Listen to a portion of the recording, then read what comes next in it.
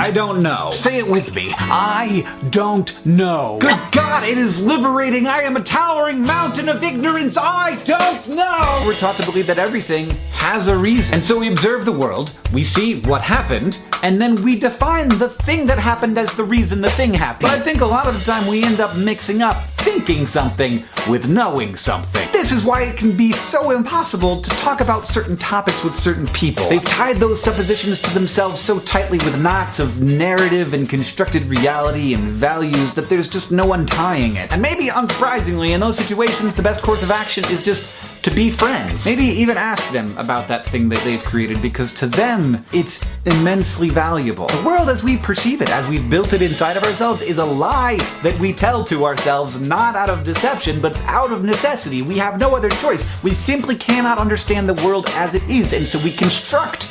But sometimes I just have to tell myself the thing that is definitely true, the truest thing I can say, which is that I don't know. Never know.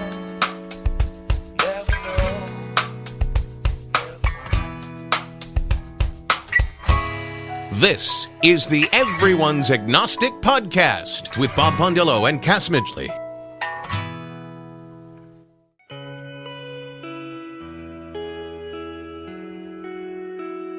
Welcome, everyone, to episode 173 of the Everyone's Agnostic Podcast. I'm Cass Midgley. Today, Bob and I converse with Elliot, an expert in sexual misconduct in the workplace, and a second guest, Lauren Martin-Day, a woman who has experienced unethical sexual and relational misconduct. Oscar Wilde once wrote, "Everything in the world is about sex, except sex. Sex is about power," unquote. This episode is about sex. It is a detour from our regular format of interviewing people who have deconverted from Christianity. Both our guests did deconvert from their childhood faiths, but we don't discuss that today. Instead, we're discussing what I think is a pivotal time in American culture when we, as a society, and especially women, are drawing a line in the sand and saying enough is enough with this patriarchal, misogynistic treatment of women and sexuality.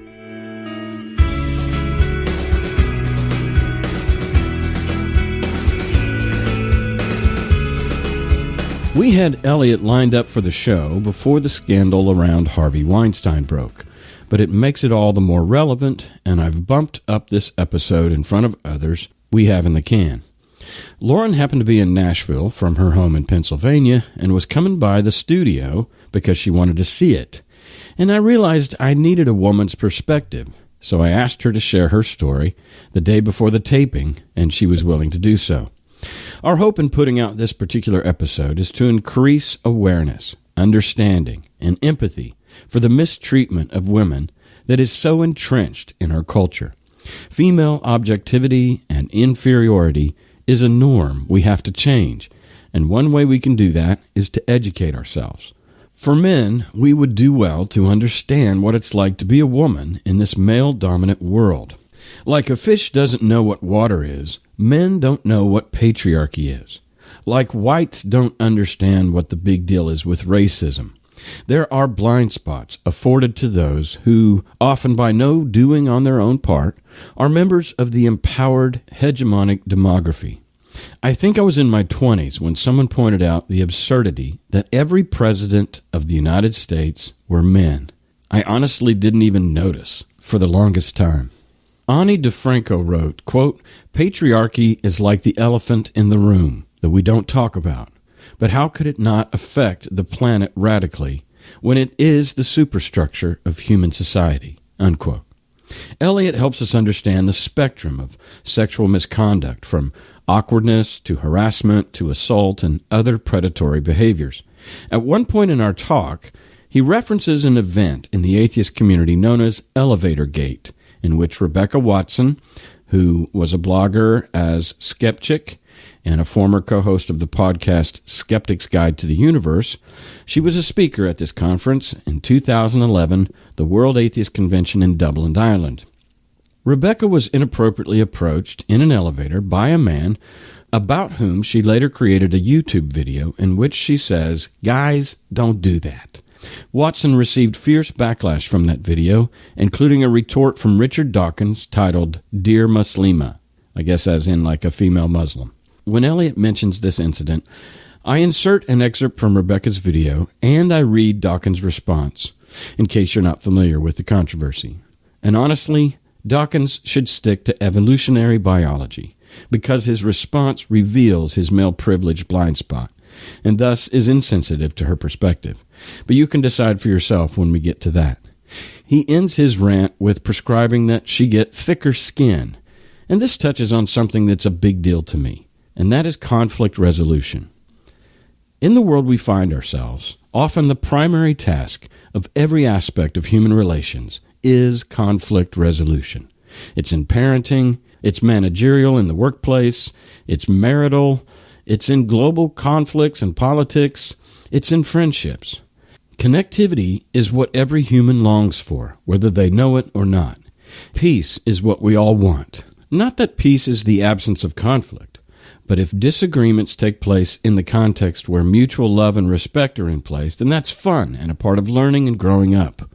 Conflict or competition that takes place in the context of hatred, disrespect, or resentment is not fun, and in the end will be the demise of our species, let alone our relationships. The phrase, "it takes two to tango," is an idiom that insinuates blame on both sides, the offended and the offendor. In the context of sex and gender, we blame the victim far too often. Even when reporting statistics of sex offenses, as Jackson Katz points out in a tweet that went viral this week, quote, "We talk about how many women were raped last year, not about how many men raped women."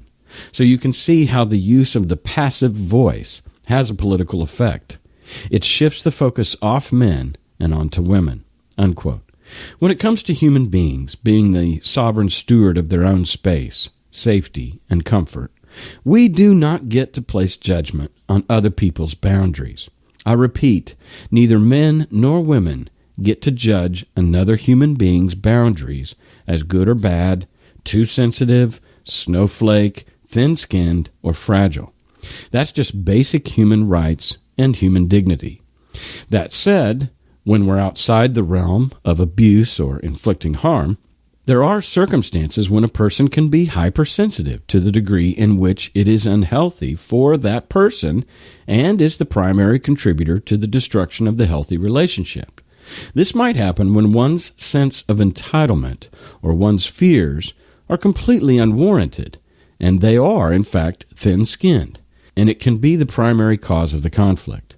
Either way, both parties should always be free to exercise their right to remove themselves from that relationship, the one they deem unhealthy, and it can be created by aggression or passive aggression. Obviously, the battle of the sexes has been with us a long time, and it will take a long time to heal and align with reality and truth, which is we're equals. And this episode is our little attempt to help out such progress. Annie DeMarco also said, quote, "Patriarchy is a fundamental imbalance underlying society, and it's one we rarely address because it's so universal. But as I get older, I see that peace is a product of balance," unquote. The power struggle is always a dead end. True power is that which comes from love and self-confidence. Healthy power is available to all without having to diminish someone else's. It is not a zero-sum environment. If one feels they must take away someone else's power in order to feel powerful, that is counterfeit power, and actually cowardice. Our second talk is with Lauren Martin Day, who shares a woman's perspective of growing up in a Christian/American patriarchy and a personal experience with a sexual predator. We start this week's episode with a 5-minute excerpt from Samantha Bee's show, Full Frontal, called "Listen Up, Creeps." And then on the end, I tack on a TED Talk by Jackson Katz called "Violence Against Women. It's a Men's Issue."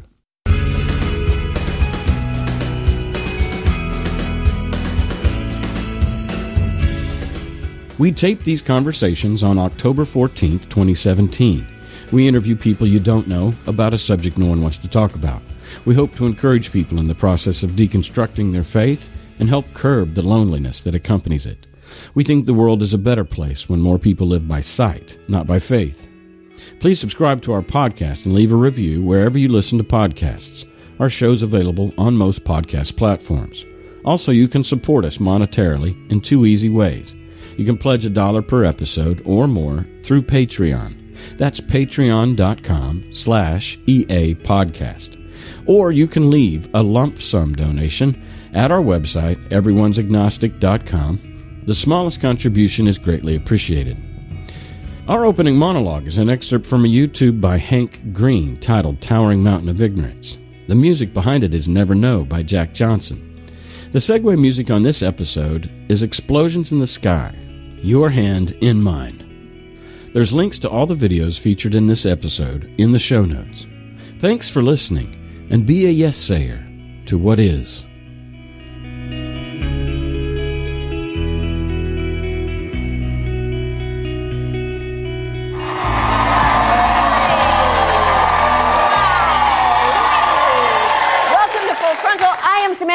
In case you didn't realize, it has been a huge week for women.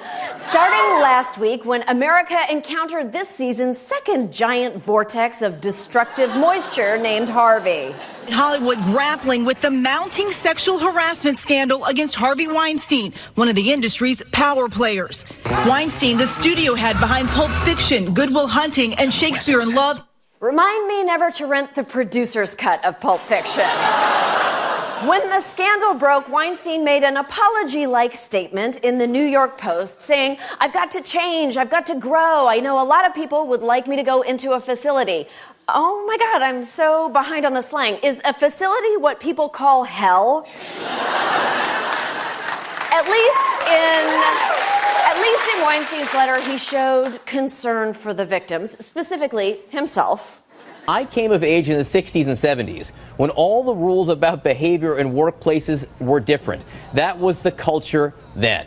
Oh, give me a break, White Cosby. Nobody asked for your all-about mea culpa. Don't blame the 60s and 70s for your shitty decision-making. It's serial sexual harassment, not a monkey's tattoo. The stories emerging from the actual victims paint a real picture of Harvey Weinstein, specifically a Hieronymus Bosch picture. Oh, look, casual Friday at the Weinstein Company. He cornered me in this vestibule and leaned in and tried to kiss me, which I immediately rebuffed. And I thought it would end there. Mm-hmm.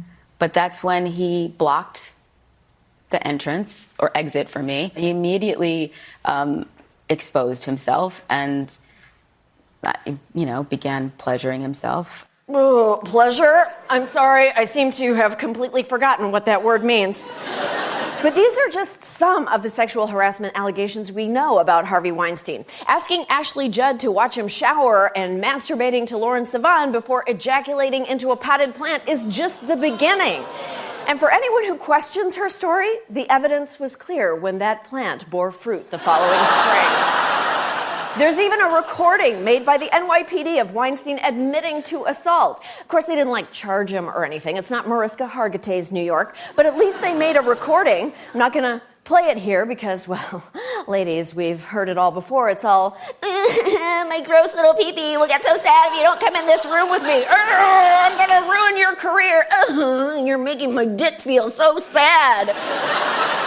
The recording goes on after that for, I want to say, a month. Predictably, Republicans popped a few Tic Tacs and moved on the Weinstein scandal like a bitch for partisan gain.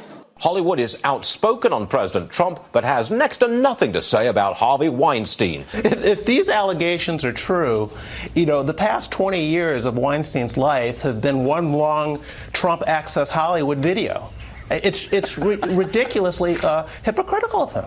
Yes, Weinstein is exactly as bad as Trump. I demand that we impeach Harvey Weinstein immediately. Call your representative in the Hollywood Congress and demand they act now. Look, both parties have had their share of sexual harassers and predators. This is about men. Sorry, woke bros, but guys can be creeps. # not all men. The extent of their creepiness seems to be a surprise to everyone except women. That's why all the men on my staff have a strict code of conduct. It's for their own protection. We women have known men were gross since our 6th grade gym teacher said, "Good job," at the end of class, then massaged our shoulders that were somehow on the front of our bodies. And it doesn't get any better in adulthood because sexual harassment is rampant in every profession imaginable. Medicine, finance, technology, academia, publishing, restaurants. We tried to find one place where women were safe, so we Googled sexual harassment Antarctica, and we found this article from 5 fucking days ago. You can't even go to the most remote part of the planet without some dude swinging his cold, shriveled dick your way. No wonder Harvey thinks the entertainment industry will support him. There's one industry that isn't even trying to get rid of sexual predators, and that is politics. But showbiz is finally starting to clean house. Only a little, but it is something. So listen up, creeps of Hollywood. We know who you are. Weinstein isn't the only cool Democrat lurking in film festival hotels waiting to play a jolly masturbation prank. Women talk to each other, and we talk to journalists, and we talk to lawyers. It's 2017. We don't have to put up with this shit. We are coming for you. Talk to every woman you work with like she has the New York Times on speed dial. Well, I guess it took the Times a little while to take care of business. Okay, talk to every woman like she has me on speed dial. My show is only once a week. I've got some free time. We'll be right back after this important message from me. So, our guest today is Elliot. And so, Elliot, what's your background with sexual misconduct in the workplace? Or I know that at conventions and different things. What's your background there? Well, I've been in the retail business for almost all of my life. And as I was in retail organizations, was involved in several seminars and training sessions in terms of learning about sexual harassment, because in the workplace it's primarily about sexual harassment. So in gaining that type of education, I was involved in writing sexual harassment programs for retail organizations and in training executives and onboarding executives in sexual harassment and hostile work environment. What year were you kind of starting to write that stuff? 91. Okay, so you were kind of ahead of the curve there. Well, I was about to say I was working at a big corporate call center in 90, about that time, 91, 92. And there were specific training sessions that all employees had to go through that was specifically sexual harassment. And that was very new. And, one of the things that Weinstein said this week was, hey, it's just the way things were in the 60s and 70s.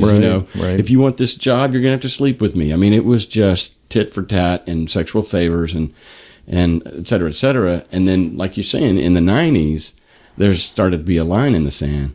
Well, what Harvey Weinstein did, and I guess we'll talk about this, that was predatory. And there is a distinction between socially awkward and predatory behavior. Okay. There was an incident, though, at least in the company that I was with, that really started this ball rolling and led to the training and development of sexual harassment programs. There was a complaint that wasn't followed through with by a complaint to a senior executive that the senior executive ignored. That wound up snowballing and ultimately cost the company $750,000. And then the court demanded some specific remedy from the organization that we had to develop a program and go back to the court every 6 months to follow up and show that not only had we done this program, that we executed it, that we were in compliance to the program. We actually fell out of compliance, wound up having to pay another fine, and then got real serious about it. And then more and more people... Money talks. Yeah, it became a cottage industry for attorneys, too. So more and more organizations did it really as a defensive measure and hygienic measure to protect themselves. Yeah. But in having said that, more and more people came forward. The one company I was with, we made it a pretty significant policy that if you became aware of harassment or had observed harassment and didn't report it, that you are equally culpable. The other thing that happened at that particular time from an educational perspective was the people who were creating the harassment, once proven, were held accountable. They were responsible for in a civil way, and the organizations became accountable to get sued. So, unfortunately, money matters in things like this, and I wish I could say it was more philanthropic on, and good-hearted on people's behalf. Just moral, the right thing to do. Yeah, money made a difference, but the programs evolved. They became extraordinarily hygienic. So we had. Now, what's hygienic? Yeah, what does that mean? Preventative, prophylactic. Okay. So that we could wind up getting people on the front end and try and prevent it, educate people, make them aware of what it is. Don't make a misstep. If you think it's wrong, don't do it. Okay? Hygienic maybe as opposed to reactive. You're on top of it. Exactly. Okay. Proactive. Yeah. All right. So what we would do is if we onboarded, what we did first of all was we took the entire group of people that were already in the organization. And we gave 2 4-hour seminars. One was on hostile work environment and what hostile work environment meant, and the other one was on sexual harassment and what sexual harassment meant. There are written law in the 1964 Civil Rights Act. It's Title VII. If it's educational, it's different. But for the purposes of our conversation, it was Title VII. It's about discrimination. And there's different kinds of sexual harassment. There's quid pro quo. You do something for me, I'll do something for you. These type of things, though, are based on power, and they're based on discrimination. Okay, particularly where a supervisor is involved, and in the retail business. And I'm just making this up as an example. Someone in power might say to somebody that worked for them, "If you do something for me, if you'll meet me in the parking lot, if you'll do X, I'll give you more hours. I'll give you a raise. If you don't, you're not going to get more hours. You're not going to get something." So it was like that. And the other kind is where it's an uncomfortable environment where dirty jokes, touching, inappropriate behavior, inappropriate activity will do those kind of things. Right. So it's real specific, and the guidelines are very, very clear and drawn out, in Title VII. Now, the EEOC, the Equal Employment Opportunity Commission, gets involved in these, and they investigate these. So you can report to them. But if harassment occurs in the workplace, there are very significant defined steps that you can take of how to report it. So you go to the Human Resource Department if they have one. You can go to your manager if the manager is not the one, obviously, who's doing the harassing. So in retail organizations, and now in organizations in general, there's a pretty specific and clear path. But not in 501c3s generally, not in small little organizations, not in tiny little mom and pop organizations where it can occur. What happens if harassment occurs there and there's no place to go? Well, you can go to the EEOC. And lately in our community, the past several years, there's been a move to try and educate people within the organizations because a variety of different things have occurred. I've gotten involved in some of the organizations, and I've done a lot of investigations, too many investigations relating to those things that happen. Well, so let me ask you that. So in a workplace where there's structure and hierarchy, it's kind of clear where to go up the chain. In a 501c3 or a mom and pop, it's smaller, it's a little less clear who I should talk to. But there's also, is one of the things that you and I do together is NanoCon. Yes. So for Nashville Nuns Convention, so for example, something happens there. Yes. While during that conference, yes, a woman is made to feel uncomfortable by an inappropriate approach or something by somebody. Who does she go to? Well, she's probably going to call the cops. Well, she can come to me because we have a defined sexual harassment policy for our group, and several of the organizations do. And I'm there, so I would do a full investigation. I'd pull the thread until I couldn't pull it anymore, and I've done that for a lot of the different organizations in the community. Sometimes at conventions, and sometimes I get involved in investigations that don't occur at conventions. That there might be other circumstances, and when I'm asked, I wind up doing that. Here's the big difference, and there's some significant difference, but here's the biggest one. In a retail organization, typically, or any big organization, one of the things that you'll sign when you come in is a document that says that if there is an investigation, you must cooperate. And if you don't, it can lead to disciplinary action up to including termination. Now, you don't have to. You have, the right not to cooperate, but the company has the right to take measures. If something happens at a convention, we could ask somebody to leave. But if I get involved in an investigation, no one has an obligation to talk to me. So if someone comes to me and tells me about an event, that occurred to them or they observed, I'll go and talk to the people and pull that thread. Mm-hmm. But there's no obligation on the part of anybody that I ask to talk to me to talk back, to give me a full comprehensive story. So that's the big difference. So I have to be awful persuasive in getting people to talk to me, number one. Number two, there's not always a great result because I still have the same hurdle, the same bar that I have to get over, which is I have to be able to prove conclusively that something occurred. And then, of course, the remedy in an environment like a retail environment or an organizational environment is they can terminate you or take some punitive action. Mm-hmm. And they can bring you into training and do other things. If you're at an event or an outside issue occurs, the punitive action, other than telling you you're not invited anymore, is really as far as you go. Then there's the other hurdle that I sign a non-disclosure, and I should talk about what a non-disclosure agreement is because there's been a lot written about it and a lot's misinterpreted. When I go to work with an organization, I sign a non-disclosure. I don't disclose anything about anything relative to these investigations. But I never ask anybody I talk to ever to sign a non-disclosure, and never have.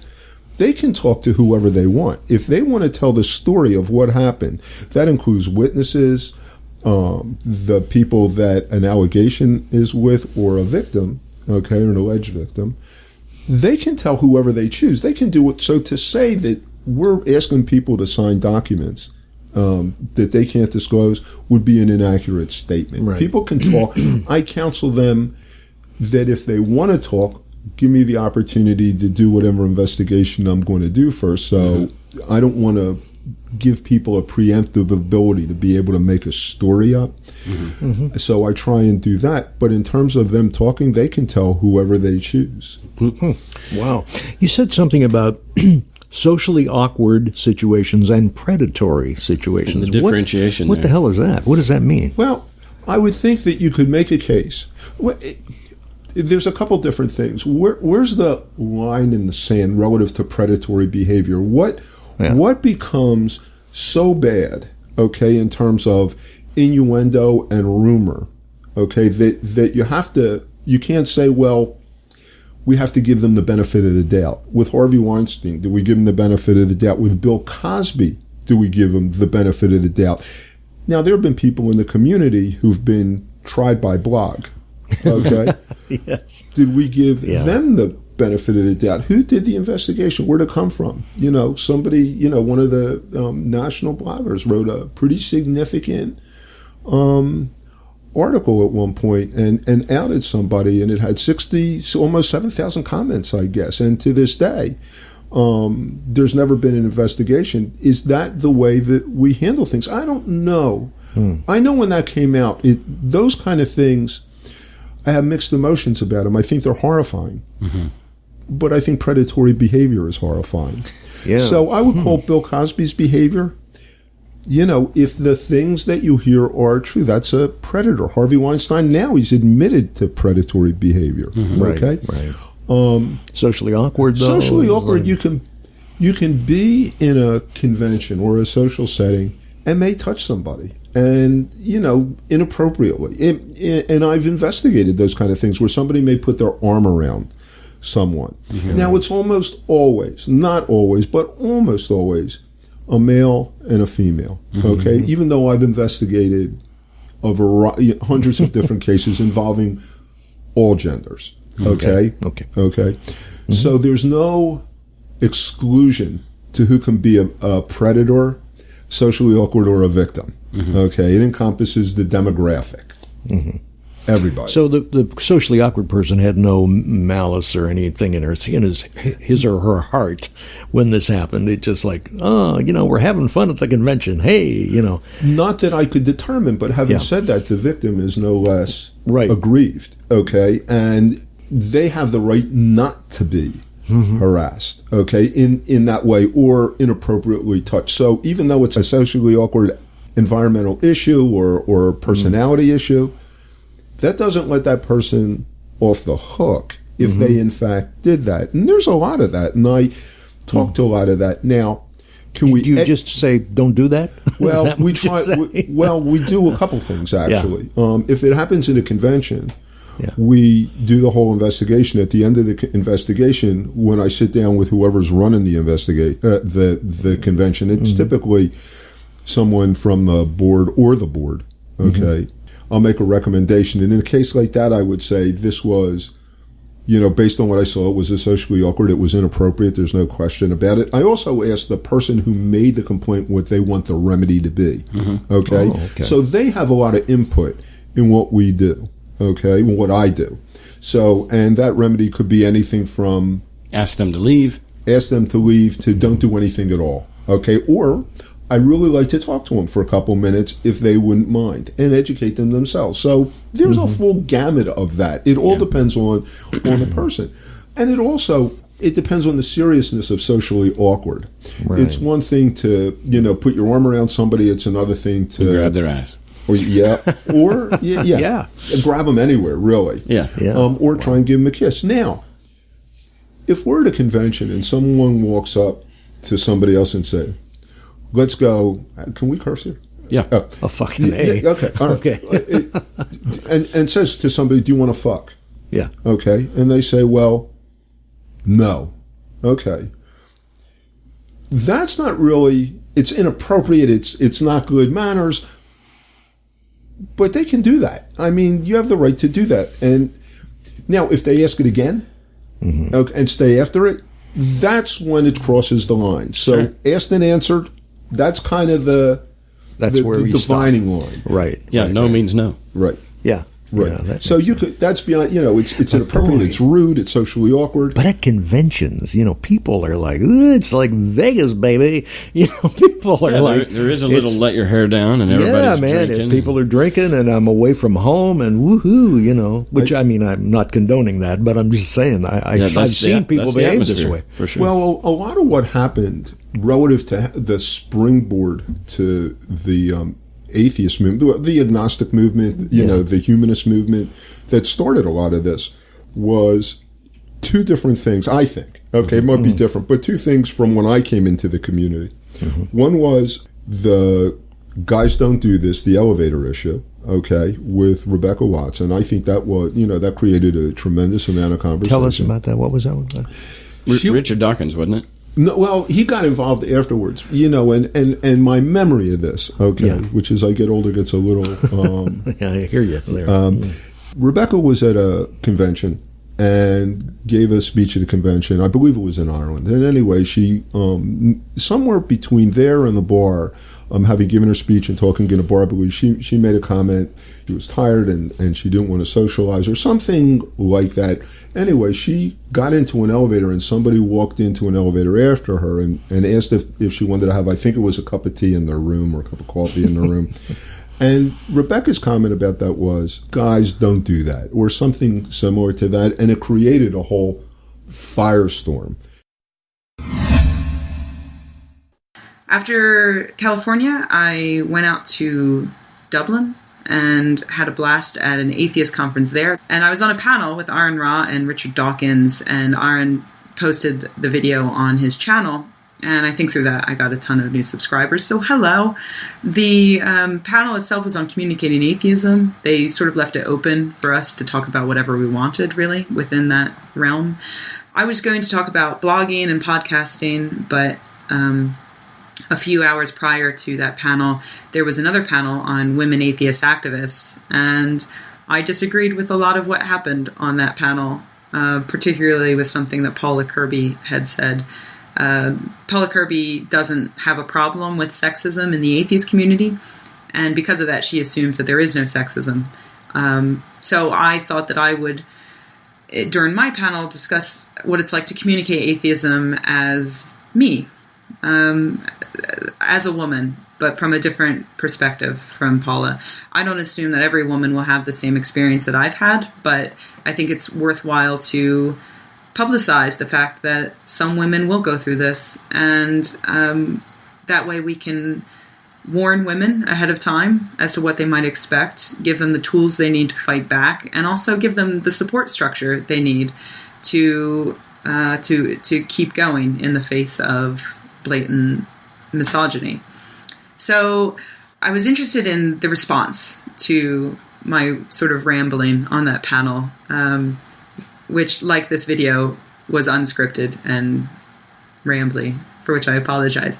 But the response was really fascinating. The response at the conference itself was wonderful. There were a ton of great feminists there, male and female, and also just open-minded people who had maybe never really considered the way that women are treated in this community, but were interested in learning more. So thank you to everyone who was at that conference who engaged in those discussions outside of that panel. You were all fantastic, and I love talking to you guys. All of you except for the one man who didn't really grasp, I think, what I was saying on the panel, because at the bar later that night, actually at 4 a.m, we were at the hotel bar. 4 a.m, I said, I've had enough, guys. I'm exhausted. Going to bed. So I walked to the elevator, and a man got on the elevator with me and said, "Don't take this the wrong way, but I find you very interesting, and I would like to talk more. Would you like to come to my hotel room for coffee?" Just a word to the wise here, guys. Don't do that.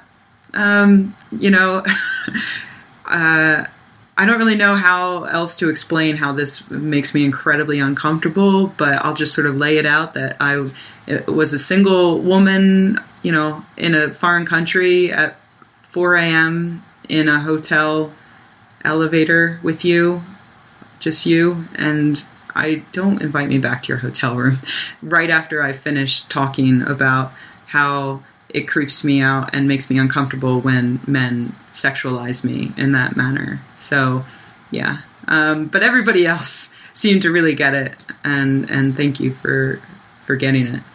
Then Aaron posted the video online, and the response was fascinating. I wanted to thank all of the misogynists who commented on that video, because some people will watch that video and they'll think that maybe I'm exaggerating. You know how girls are, sensitive.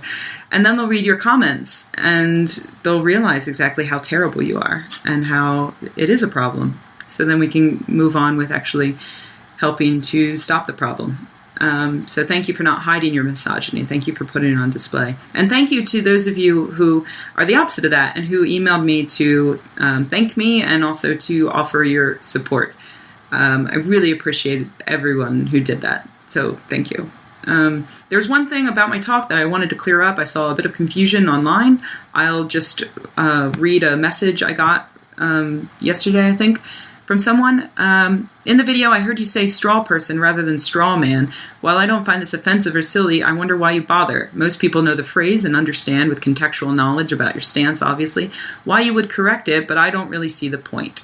Yeah, a few people didn't really get this, so this might be confusing. If you still don't understand after I finish explaining, leave your question in the comments. I'll do my best to clear up any other misunderstandings, but here we go. Me saying straw man and then correcting it to straw person was what we like to call a joke. So that's it. It was just a joke.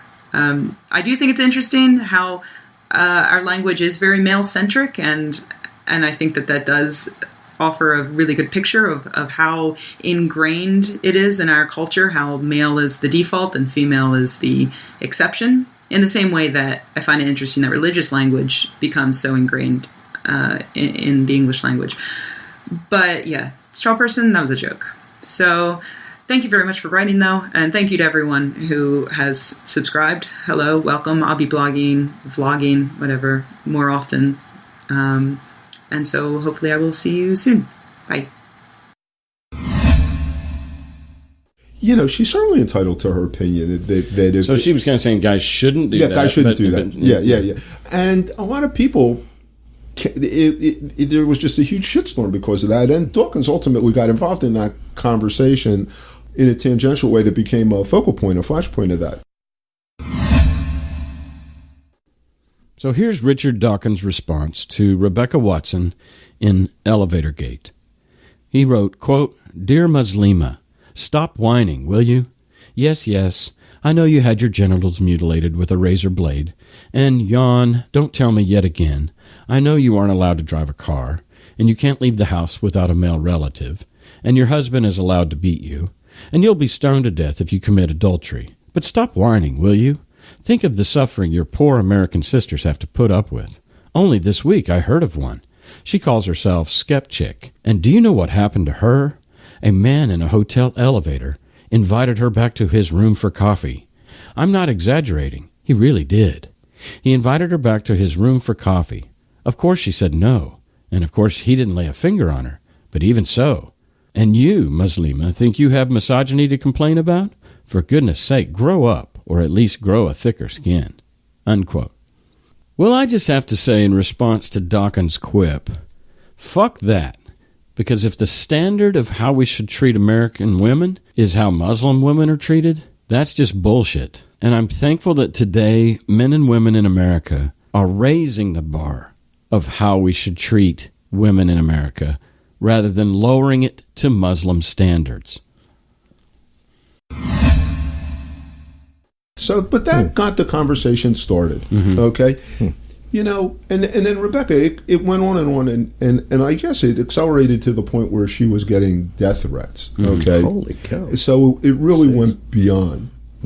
Nobody deserves that. Yeah. She certainly didn't deserve that. I can disagree with her, but death threats are well beyond the realm.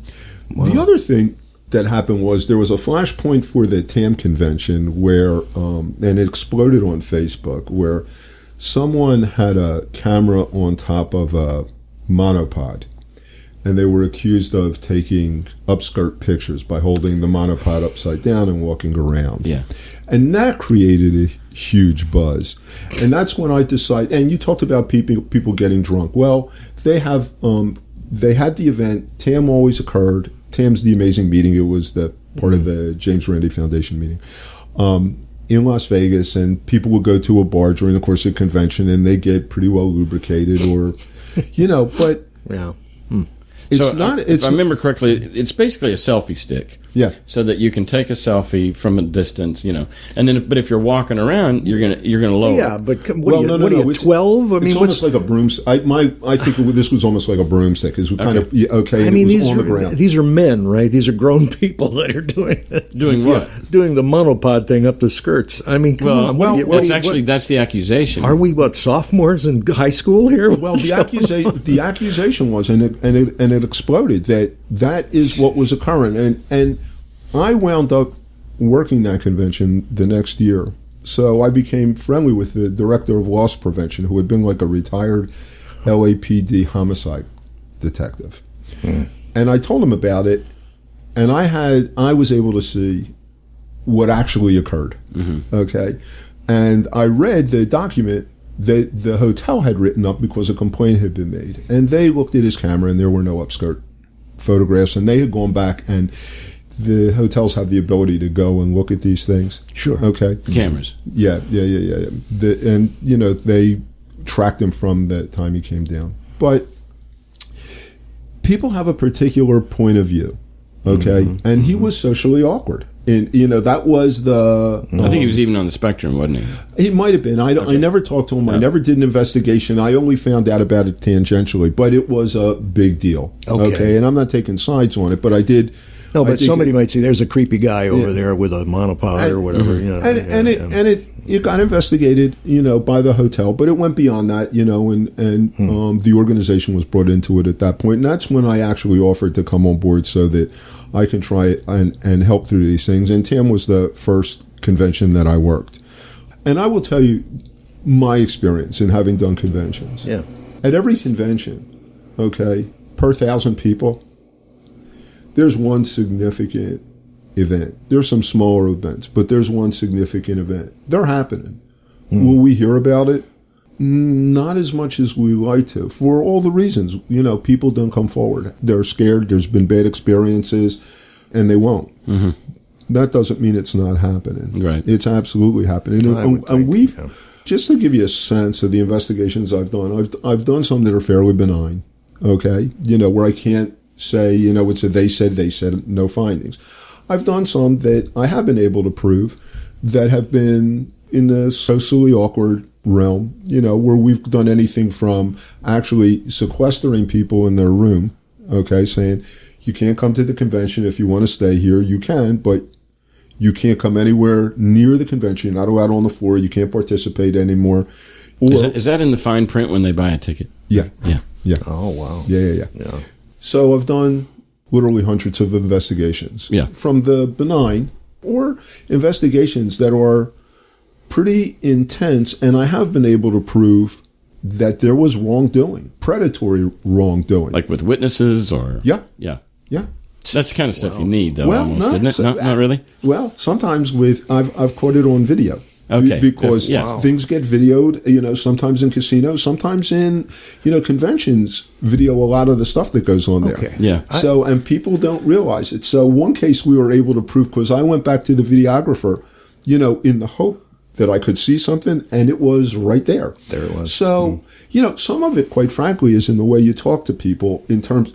I've been trained and I've gone to training, and this is some of the training I've done there's a difference between interviewing somebody and doing an interrogation. So I've been through that and have done this for a long time. So sometimes it's the conversation with people where you can get them to actually admit that they've done something wrong. Mm-hmm. Sometimes they want to tell you. You got to give them the opportunity to tell you they did something wrong. But be that as it may, if we do an investigation and find somebody did something inappropriate, to the extent that we need to ask them to leave the convention, well, nothing prevents them from going to the next convention 4 weeks from now or 8 weeks from now. Or across the street if you're in Vegas. I mean, there's conventions all over the place all the time. Well, this is why they so came it's up like with... shooting fish in a barrel. You should pardon the expression.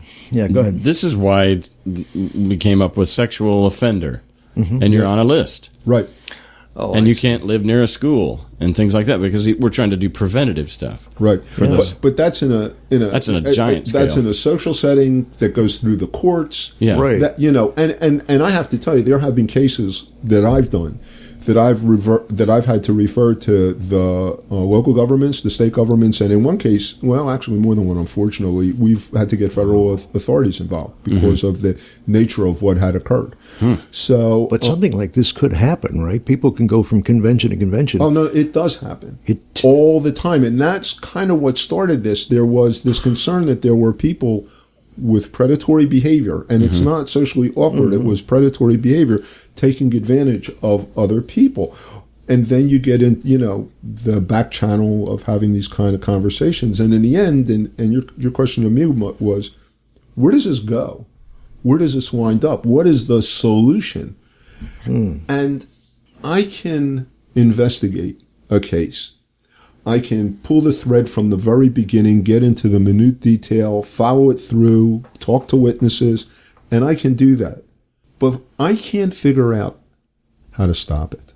And that is a huge source of frustration for me. And I will tell you, if huge companies, multi-billion-dollar companies, like the company that Weinstein belonged to, or the people that deal with movie stars that know this is going on, and they can't stop it. And companies that invest hundreds of thousands of dollars in training to prevent this, and they can't stop it. You know, that Samantha Bee video, she said every industry, and she listed headlines, And she said, and we even tried to find, Antarctica. I saw, And within, she Googled it, sexual harassment Antarctica, and 5 days ago there was a headline of somebody. That's amazing. So your point is valid in that we can't stop this. So I talked to, it's everywhere. Gail has, a couple of kids. She has 4 kids. Yeah. Okay. And I talked 2 boys, 2 girls. Yeah, twins. The girls are twins. And as I was going through this some weeks ago, I was talking to the twin who lives in Las Vegas, Glenda, and she's so smart, like her mom. But all the kids are really smart. But this is a huge issue, particularly for her, because she's so pretty, and she dances in Las Vegas, and she's around there, and she models in Las Vegas, and she's around there all the time. And I have this conversation with her because I wanted to try and do something hygienic, prophylactic for the community. I wanted to see how we could get out in front of this. What could we do? How could we educate people? How could we protect our community? Okay? And I think people have tried to do that in a variety of ways. Some that I absolutely agree with, and some that I think are horrible. Okay? But something. And talk to her about a variety of different things. And as I did them and came up with different things that I thought I could do, it always came back to Glenda really making the point. She so distrusts men, because we're born to be, and we grow up in a culture to be patriarchal and predatory. It's almost like we can't help ourselves. So, she lives that daily. And what can we do? What can I do? So what we're going to attempt to do this year at NanoCon, okay, and we're putting it together now, so this is kind of preemptive, but this is where I think we're going to go. We're going to invite a variety of different folks from all over the spectrum of sex, and we're going to talk about sexual behavior in every different facet and how the different components of sexual behavior fall into the harassment category, and what they've done in their communities, the variety of different communities, to address this. So I'm hoping that we can have maybe about 15 to 20 different people, but whatever speakers that we get this particular convention, that's going to be the theme. It doesn't matter who it is. That's what we're talking about. We're going to make our convention a dialogue about sex, and not just sex in a titillating sort of way, even though we're going to ask Daryl Ray to come, but sex as it relates to the things that we've been discussing. So, and then try and figure out how we broaden that dialogue. How do we educate people? What can we do? How can we stop it? How can we get people to treat others a little bit better than they're getting treated? But I will tell you in all candor, there will be predators, and I'll try and stop them to the best extent I can in the investigations I do, but it'll be so limited. I'm scratching the surface, and I've done hundreds of investigations in the past several years. Wow. Well, I think this unstoppable wave of male domination, patriarchy, sexual drive in males. In fact, I think it's so fucking. For a lot of men, sex is so fun and so delightful, and they would love it if a woman would come up and offer him sex. They would love it if a woman would come up and grab his ass. They would love it. And so, I think the difference is sometimes, and I'm not saying that this is, that women's libido is just entirely different than men's. It's person to person. However, for a guy, I'm just saying that guys look at sex in such a way that they, and I know this is a twisted version of the golden rule, but do unto others as you would have them do unto you. There might be some, and I think historically there has been some naivete on the part of men who are like, I would like it if you would do this to me. In fact, I think I'm actually paying you a compliment by telling you that you have a great rack of tits or something. He thinks he's doing her, he's praising her, or he's lifting her up, or, you know what I'm saying? That just the ignorance on the part of men has to be addressed. Yeah, it's some education. It's educational, and people have to change the way they think. A little bit of an unrelated story, but I think it does get to the point, and again, this is kind of something Glenda said to me. This is a long time ago, and it was a long time ago, but we were driving in a car, we were talking about something, and we were talking about a particular person, and I made the comment, he throws like a little girl. And she said to me, so? Yeah. What's wrong with that? What's your point? We were talking about that on the porch. Yeah, we were. And I've said that all my life. Yeah. I grew up in South Philly. I mean, there was a real clear distinction about, but and sometimes you can't change how you grew up. But boy, she said that to me, and I thought, I'm such a schmuck. How can wow. And it was a clarifying, it was something so simple, but the things that it triggered in my mind in how I acted going forward about that kind of comment, changed. I was part of the problem. Yeah. I'm still part of the problem in my own way. I listened to Mark Maron podcast, and obviously he's a very progressive guy. He's a smart guy. He's done, like most of us, he's done his best to be an ally, or to change his thinking from patriarchal or from whatever. And yet, just the other day, I know it's happened on this show with me, but he slipped and said he was. I think they were talking about a time in their lives when I think it was another male guest when they were caught up in gossip or something, and he said, "Yeah, we were just like a bunch of girls." Oh. And again, broad brushing that girls are all gossipers or something, And these derogatory terms that you throw like a girl, you run like a girl, you gossip like a girl, you're a crybaby like a girl, or whatever. I think from rape, we know rape is power. It's a power move. From their IQ, from their ability to give birth to babies. There's so much about women that I think men are intimidated by that we have to keep them down. Just like Jim Crow tries to keep the blacks down, that the white supremacists are afraid of blacks rising up, and so we have systemic ways of keeping them down. I think that there's cultural ways that from age infinitum that men have been intimidated by women. I think it's why they invented laws to keep them down. They invented religions that justify the supremacy of the male over the female, that wives submit to your husbands and stuff. Even now in Islam, and how much women are suppressed. I mean, women are just now allowed to drive in Saudi Arabia. But these are systemic ways in which men are scared to death of women, and then even right down to referring to women in a way that they're gossipers, or that you throw like a girl, or just that they are the subspecies, they are the weaker gender. And I do think that education, somehow we have to get to where, and I know that it was probably epiphanal for you when you heard that she literally, how do you cope? You work in the dance industry, and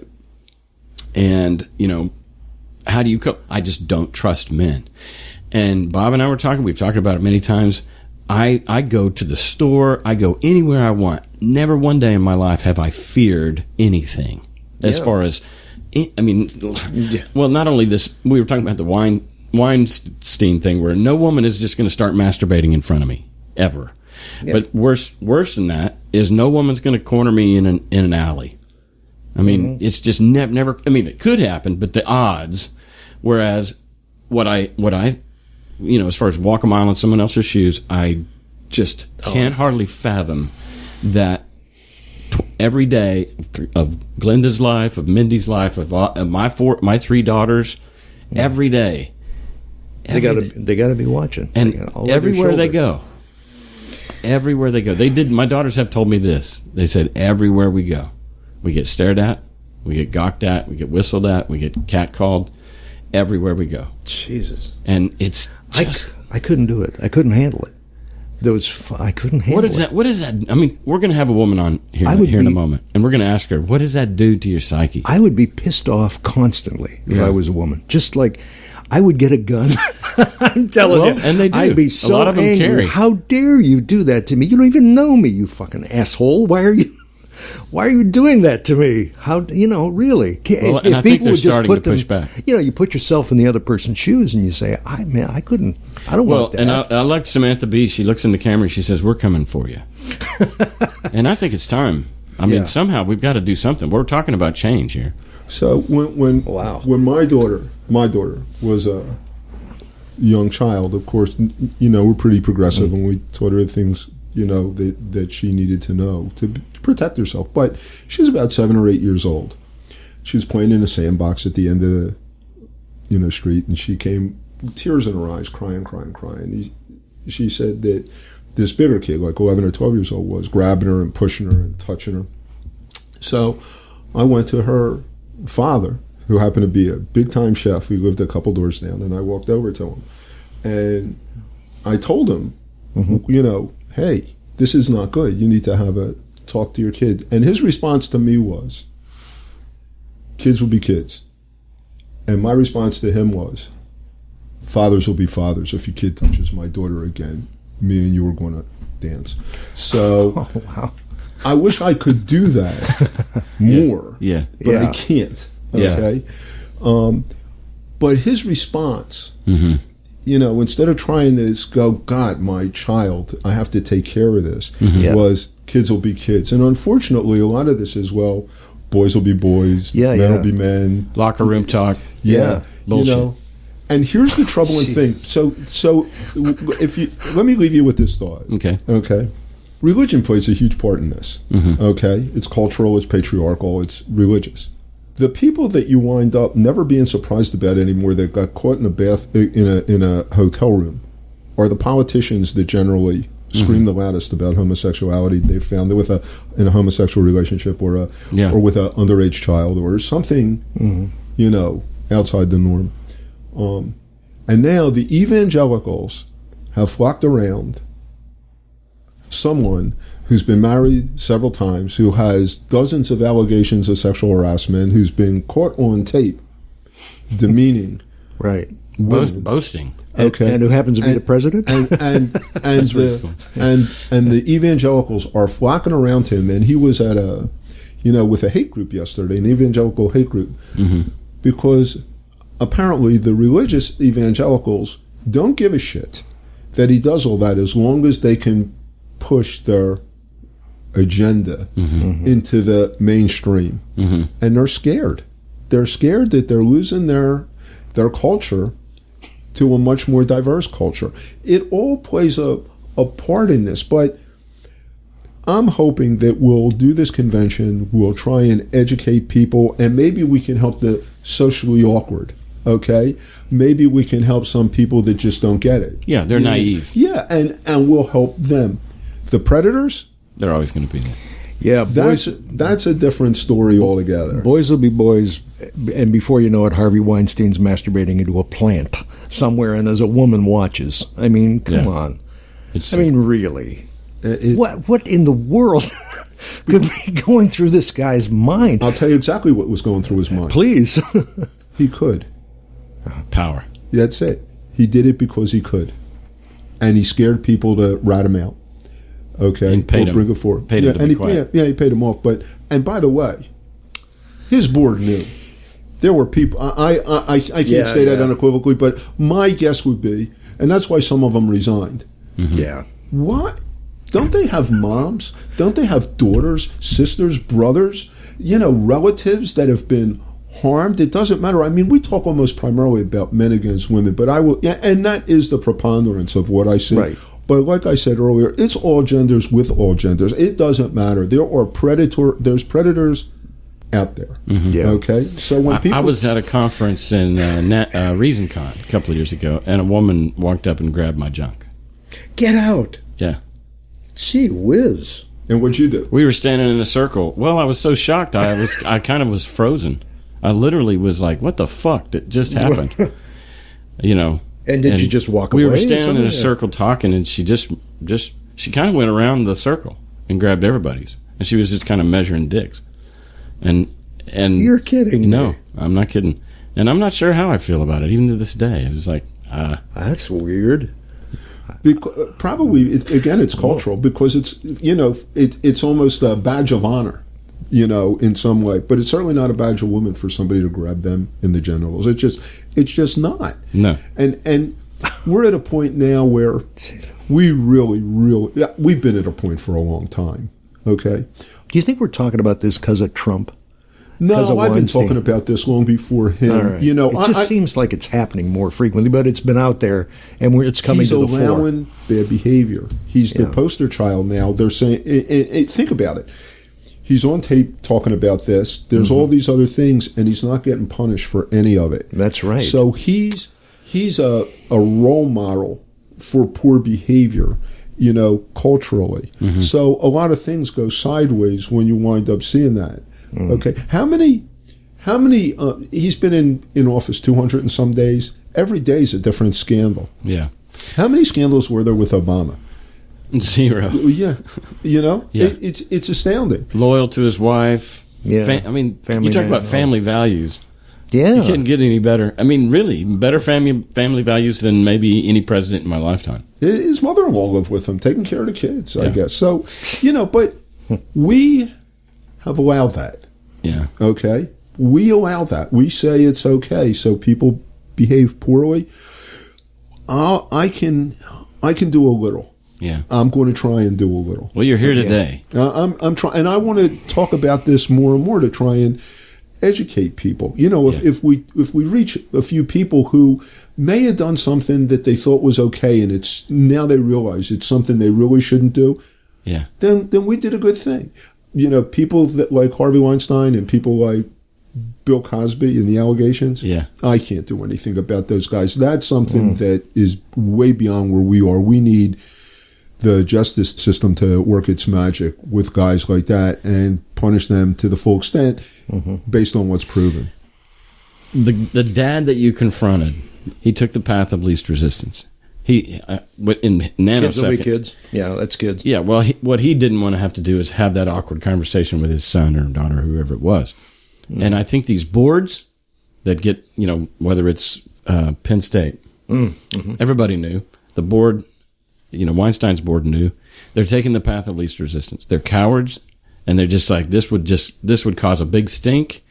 They look at their weak option or their passive option as a lesser of evil. In fact, they would say to themselves, well, like when a pastor gets caught, it would cause more damage to the flock, it would disrupt the church, so let's just quietly fire him or whatever. I'm just saying that a lot of what you're frustrated with, I think, is people being unwilling to actually do the right thing, the hard thing, the accountable thing, and they take a path of least resistance. They take an easy way out, and we can't do that anymore. There's another end to that spectrum that equally concerns me. The people that do want to do something, who feel their hearts are in the right places, but the actions that they take make matters worse. Okay, give me an example. Well, their level of qualification to be able to put things together because they want to, or do an investigation where they have no background in it, where they learn by trial and error, they could damage people so much worse in trying to do the right thing. They do the wrong thing, not through malicious intent, but through intent to help. Doing these investigations it's a science and it's an art, okay? And you try and get to a good result. Okay, and you have to go. You can't go in with a predetermined position about what's going on. For a long time, and even now, there's the argument that if somebody makes an allegation, believe them. If somebody makes an allegation, don't disbelieve them. Okay, and there's a big difference. Okay, and even I was having a conversation with someone who was a proponent of if somebody makes an allegation, believe it, prove it false. And this person is in a pretty big position of responsibility, and I had that conversation. And I said to him, "So if somebody comes to me and says you did something inappropriate, and I believe him, right? But don't." And he goes, "No." I said, "Well, innocent till proven just guilty. Not for you." Yeah. Okay. So it's not that we automatically believe people, we just do not disbelieve people, and that we wind up bending over backwards to find out what happened. Exactly what happened. And if we can do something about that, absolutely positively, to the fullest extent we can. It doesn't solve the problem of what happens if they go across the street or down the block. But you can't worry about that. And you know what usually happens too is people go, well, they'll take the outlier, the most extreme case where the woman had some vendetta, and so she made a on the man, and they'll say, you see there, it's 50-50. That's the way it's going on. People are always, that's the way sex is, and they'll try to sort of disregard the real problem we have here. This is a big problem. Well, it's like when people said that the women accusing Cosby wanted money or something. I mean, they could just, you're talking about trying to, that they have something to gain from coming forward. Oh, sure, yeah. So it's always, belittle others who come forward.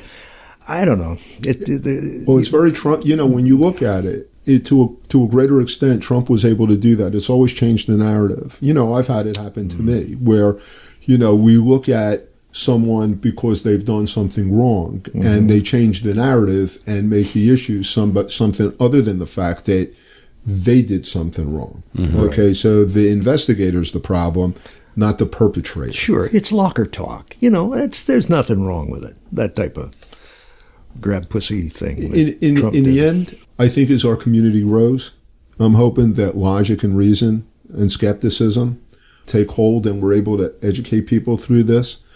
I think we'll always have some kind of problem with it. I hope it's not as big a problem, but it's a big problem.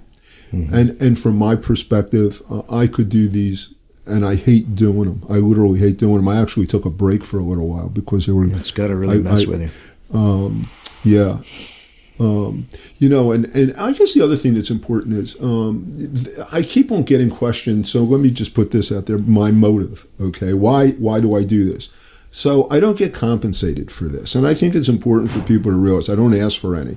I've been to conventions where they paid for my room, okay, or they flew me out there. But I've never done these investigations for money. It's never been about that. It's my way of volunteering in its own way, okay? It doesn't make me a better person or a worse person, or just it's how I contribute to the community and try and help. I wish I could help in a very, very different way than doing this, but for the time being, there's a need for this. Yeah, big time. Yeah, and I'm hoping that at some point there's not, but I'm a pragmatist, and I know that that's probably hope. But anyway, NanoCon. We're going to go down that path. We hope we can do it. We hope we can pull it together. We hope we can educate people. We're hoping for a pretty big convention, and we'll see what we can do. And maybe some good will come out of it. Maybe some good will come out of this. So I'm just going to keep on trying to spread this word. I'd much rather do this than an investigation, I promise. Hang out with a couple of folks and chat about these things. Keep planting seeds. They're good seeds. That's what he's doing. You never know. Yeah, Elliot Appleseed. That's right. There you go. Well, thanks, Elliot, for coming on. Yeah. Thank you, Cass and Bob. I really appreciate you giving me the time to have this conversation. Thank you. Cool.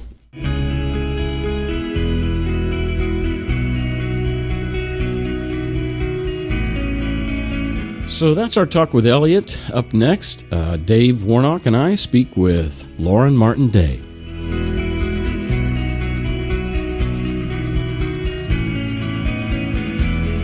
Okay, so when I was working on this show and Elliot was coming in and Bob and I were going to be doing it, I just thought, what's missing here? And the missing piece was a woman. And so Bob had to leave, Elliot had to leave, and my friend Dave Warnock is here, and our friend Lauren is here. So we do have a woman in the house, and after listening especially to Samantha Bee's episode, I just thought, why? I hate it when you see, like in Congress, they're making some legislation about women's rights or reproductive rights, and it's a group of men, and it just makes me sick. So I didn't want to be talking about sexual misconduct without a woman in the room. So thanks for coming on. Sure, I'm happy to be here. I think it's interesting because I'm of two minds on the subject. I think it's incredibly important to have women's voices represented. I'm grateful to be here, serving that role. But I think that something that's interesting, I do think it's incredibly important for women's voices to be heard, for women's voices to be validated. And I think, with the current climate, it also takes men speaking up. And that whole issue of being an ally is touchy, right? Because if you go to a woman and say, "Oh, I'm an ally of the feminist movement," and they're like, "Fuck you," there is some degree of, for us men, to like know how we can, and yet if we go to a woman and say, "What can I do?"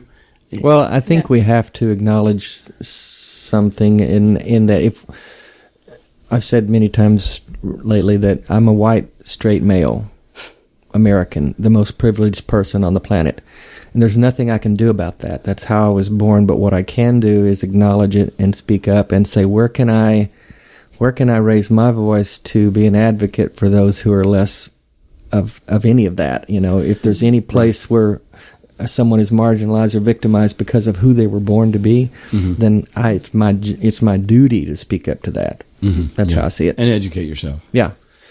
Well, and I think there's something that I'm learning as an ally, not to women, because I'm a woman. You already are. But to other marginalized groups, is that I think it's always beneficial to show up, and instead of saying, I am an ally, it's to say, I want to be an ally, and how can I help do me that? Understand your position. Yeah, because by definition, we have a blind spot. That's what the definition of privilege is. I want to understand. And I was telling Elliot that with my 3 daughters and my wife, and I think the first time that I realized, once they were young adults, they were blossoming young, beautiful women, that there's nowhere that they go on any given day where they're not aware that they're being watched. In the culture, in the demographic, in the population, you have everybody from just regular guys to predators, that whole spectrum. And all of them love sex. And all of them are a part of a system that tells them that they're superior. Now, what I mean by that, not just as whites or whatever, but in this case, males.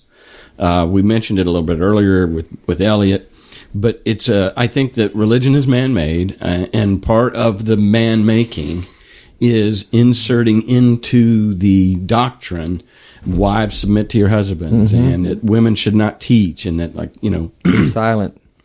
This is where, Samantha Bee's piece is really funny, because she's like, and this goes back to Penn Jillette's comment as far as when Christians ask atheists, how do you find your moral base or whatever, or why don't you just go kill somebody? You don't have any reason to not, other than I don't want to. I've killed everybody today that I want to. And Samantha Bee, she said, look, when I get ready to go to work, I tell myself, the easiest thing for me not to do is masturbate in front of my coworkers. Or to, not a hard thing. Not a hard thing not to do. And so there is this place where we're asking males to just get a little bit of understanding of what it's like to be a woman in this society. Right. And so, I don't know where to go from there. Sure.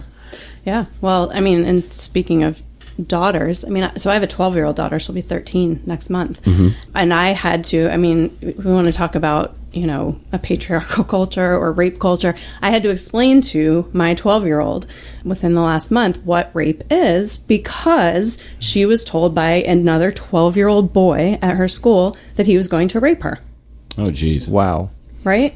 So, and then my ex-husband and I ended up having, a really interesting and enlightening conversation with school administration about the idea of rape culture and,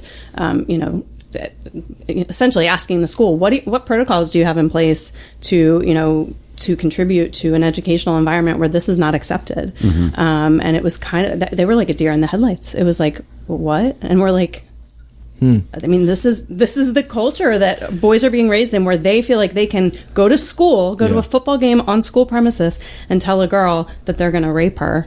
Yeah. How has a school administration got their head in the sand? Why are you the first one to introduce that? It just, things like that just remind me, like as with racism and the LGBT community, we have so far to go. Education. And it's just discouraging to me in this culture we're living in right now, this year, since, the election,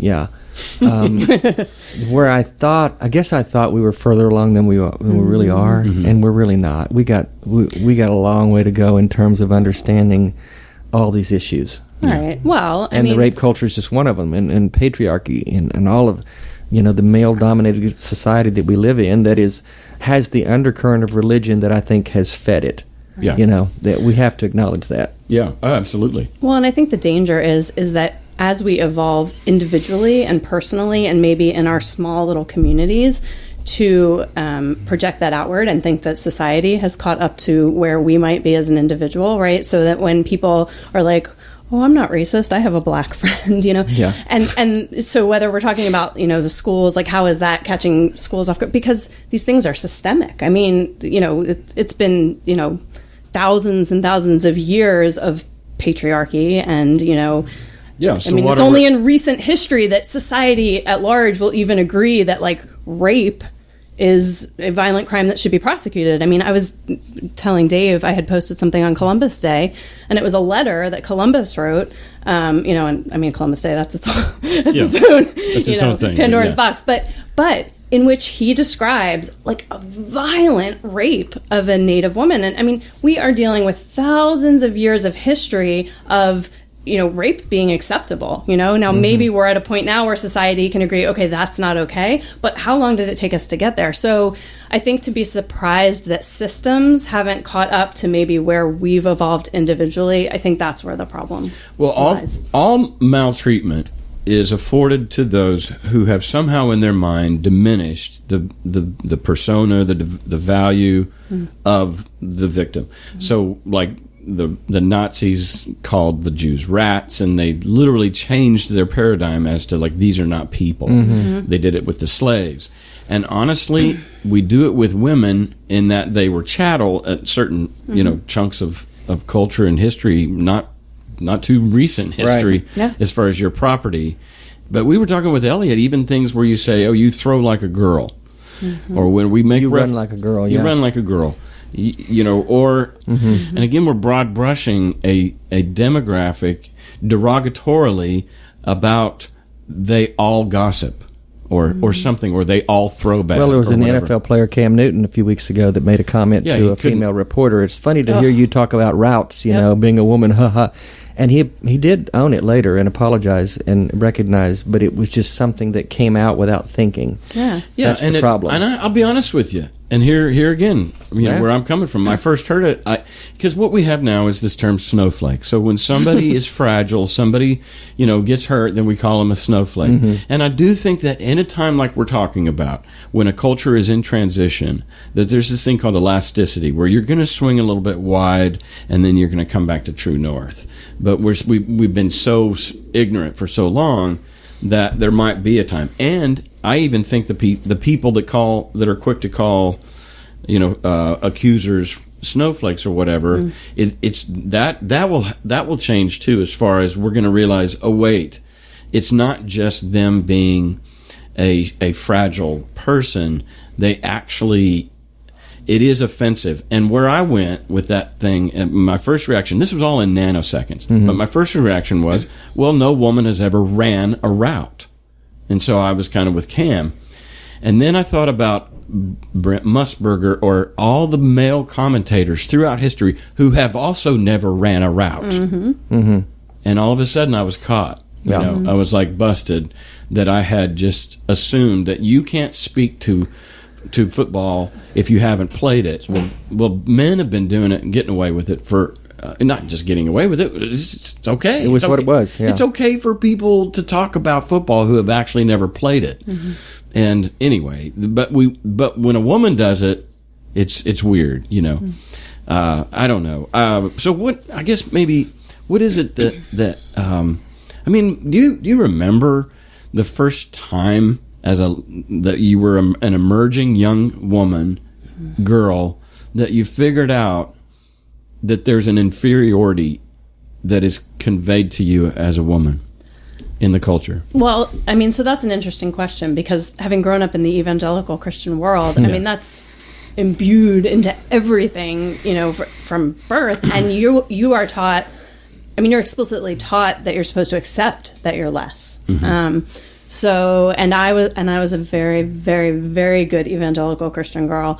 And so I not only did I was I aware of it, but I think I Adhered defended it. Yeah. Not just adhered to it, but defended it, you know? Yeah. It's what God says. The sort of complementarian, you know, view of, you know, and I had all the ways of justifying it. It's not that I'm less in value, it's just a different role, you different know, roles, whatever. Which gets past the outer guard because there are differences. I mean, there are differences in the genders. I don't know. I mean, and so I just think that sometimes let's talk about the Boy Scouts. Because they just allowed girls in, and at first I'm like, well, they have the Girl Scouts. Why are they doing that? But you can't get a what is it, Silver Eagle or no Eagle Scout in the Girl Scouts.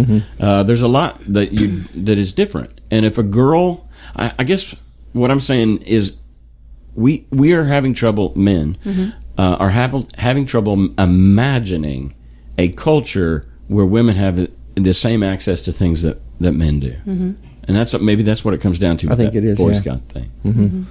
I don't know, but you bought into the biblical definition or the differentiation between women, and I mean, at what point then did you say, "Wait a second"?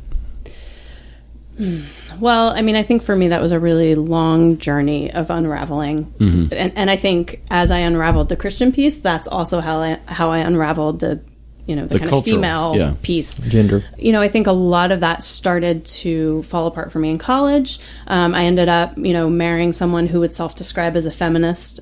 So we kind of did some of that work together, I think.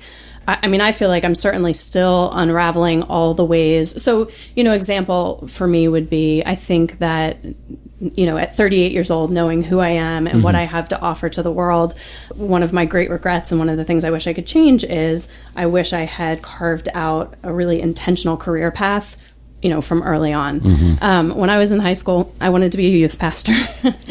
Of course, I probably didn't talk about it that way at the time. I probably would have said like a youth director, right? Because I couldn't be a pastor. But that's what I wanted to do. I loved kids. I loved teenagers. I've always been a people person. The other career path I talked about was as a counselor. So the youth pastor or youth director was just kind of the Christian incarnation of that. And my senior year, our youth pastor took out all the seniors for coffee or whatever and, offered us encouragement as we, left high school and went on to college. And my youth pastor at the time, who was a man, took my cousin and I, Jess, out for coffee. And I can't remember what he said to her, but he looked at me and he said, in 10 years, I see you being a youth pastor's wife. And at the time I was like, oh, that sounds great to me, I don't think I even realized, I don't even think I knew to be offended by the fact that he said, not that I would be a youth pastor, but I would be a youth pastor's wife. There's two things going on with most Christians as far as not planning their life out better. One, God's our safety net. Jehovah Jireh, my provider. He's always going to. So as long as I'm in step with Him, then I'll be fine. Yeah. And I don't really need to ask myself what I want because He's going to give me what He wants. So there's that. Yeah. And then as a woman, you could say, here's the worst case scenario: is you go to college to get an MRS, and that you're going to, you're going to be okay because you're going to be taken care of. This is almost a minefield about what I was about to say. But if a woman picks up on and she figures out culturally and socially that she's attractive, then she could say, I'm going to be fine because I'm always going to be able to find a man because I'm beautiful. Yeah. And in the culture you were raised in, that ultra-conservative evangelical world, the highest calling, if you will, is to be a wife and a mother. Exactly. And that's really all, even if you aspired to be a youth director, you still knew that okay, well, I'm probably going to end up being a wife and a mother, and that's really the best thing anyway. Yeah. So you don't really think about a career that's going to be monetarily or satisfactory in some way because this is what God's called me to do because of the genitalia I was born with. Yeah. So I should say that, I was raised in a house that was a little more centrist than some like the church and the school that I grew up in. So I wasn't receiving as strong of messages at home. But you went to Liberty. I did. So, on that note, were your mother and father's relationship fairly equal? Is your dad patriarchal at all? Or? I think it was a lot more equal than a lot of the Christian marriages that I saw. But my mom was a stay-at-home mom. Okay. Interestingly enough, after I had my daughter and then went back to work when Ella was around 3 years old, I remember my mom sitting in her living room with me and saying to me, I kind of always thought that maybe being a stay-at-home mom wouldn't be enough for you. And by the way, it wasn't really enough for me either. And I was like, God, that would have been good information to have like a really long time ago. So like she before. confessed. Yeah. But it was like I had already had a child at that point, not pursued a career, chosen to stay home. So it was interesting information. And maybe it was seeing it mirrored in me that helped her even find that self-awareness, Mm-hmm. Yeah. But that was so interesting. But it sounded like she had some regrets, maybe. Yeah, well, and she said something along the line, and my mom's really smart. She's an incredibly talented writer. My dad is a small business owner, and she did a lot for that. But aside from that, she didn't have a career like outside of the home or anything that was kind of her passion. I think that kind of grieves me. I have my own, life and path that I'm dealing with and kind of trying to figure out, okay, how do I, kind of reverse course here and kind of get back some of the things that I didn't do in my 20s and early 30s. But I also grieve it for my mom, because I think she's had this realization. Kind of a what if. Yeah. So on the topic of today's show, part of it is sexual misconduct. Mm-hmm. And in the adult world, there are a lot of ways for men and women to hook up on OkCupid or Tinder or all these online things, or just going to a bar, or a lot of times churches serve as that for some people as far as going to meet people. And there's a lot of ways to meet people. But one thing that I think might be beneficial for people is that within the culture, we have a whole spectrum of, we're all crazy. Humans are fucked up. We're just mess. And we've got needs, we've got unmet needs, we've got quirks, we've got tics. And when you're kind of looking for a friend or a partner or a life, companion, there are some dangerous people out there that can pose, to quote Jesus, as a wolf in sheep's clothing or something, And you've experienced people like that in your life.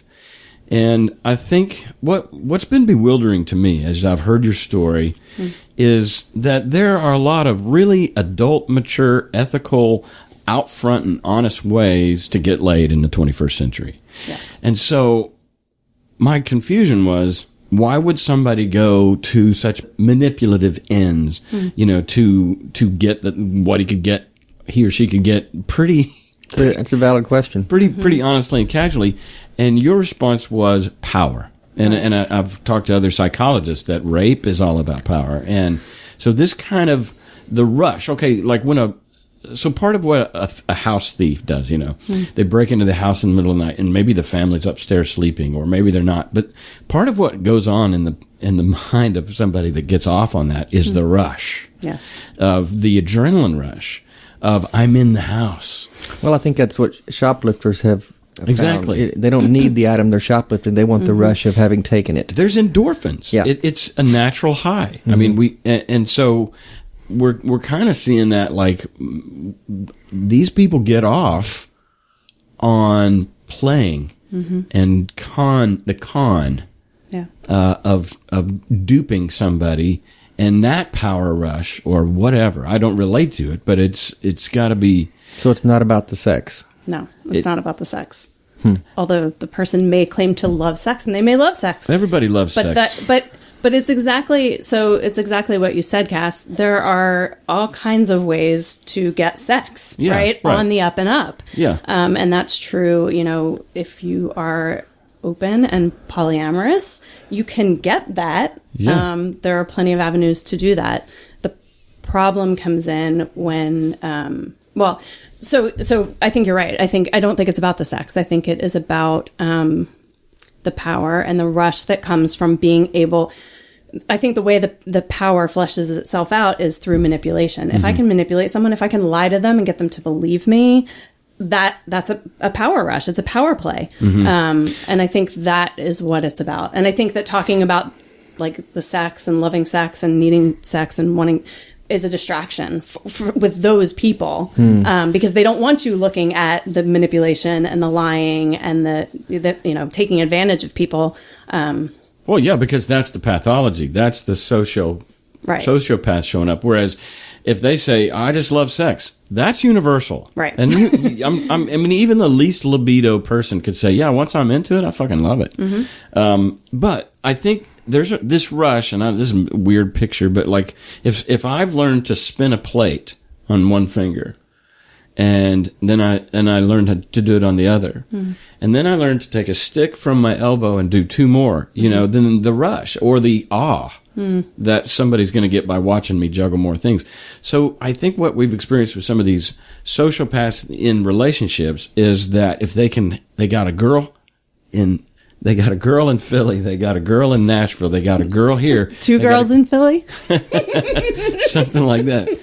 And there's, I mean, am I right that there's probably again, going back to that house thief, if the odds of getting caught go up, then the rush goes up. It's like having sex in public or something that's aberrant. You would consider aberrant behavior. Oh, let's go do this because we might get caught, and that gives it an extra thrill. Mm-hmm. All right, and that all sounds benign. I mean, when we're using some of these examples of but people get hurt, and I think maybe for our listeners' sake, especially for women, what are some of the telltale signs?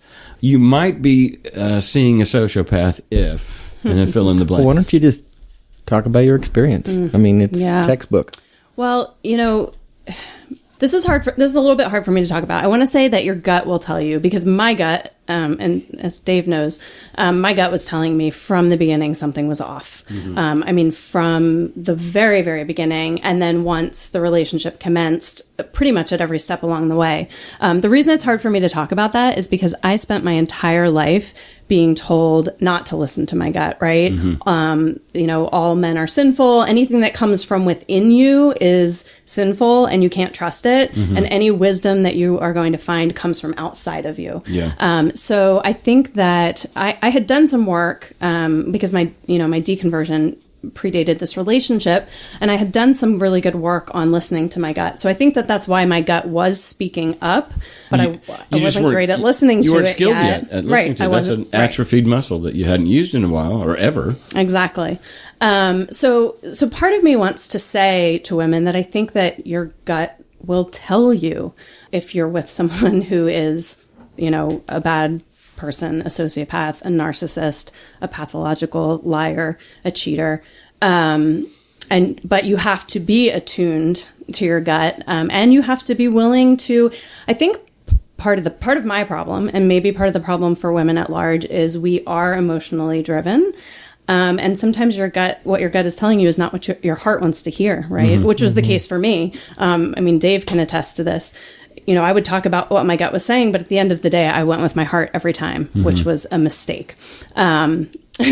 Because when the relationship did end, and that ended because I discovered evidence of the cheating and manipulation and all of the things that were going on behind the scenes, when that happened, not only had my gut been right to say something's wrong, but my gut had been telling me, details. I knew who the other woman in Philadelphia was. I knew who she was, and I had known from the beginning pretty much. So the first thing that I would say is your gut will tell you. The second thing I would say was they lie.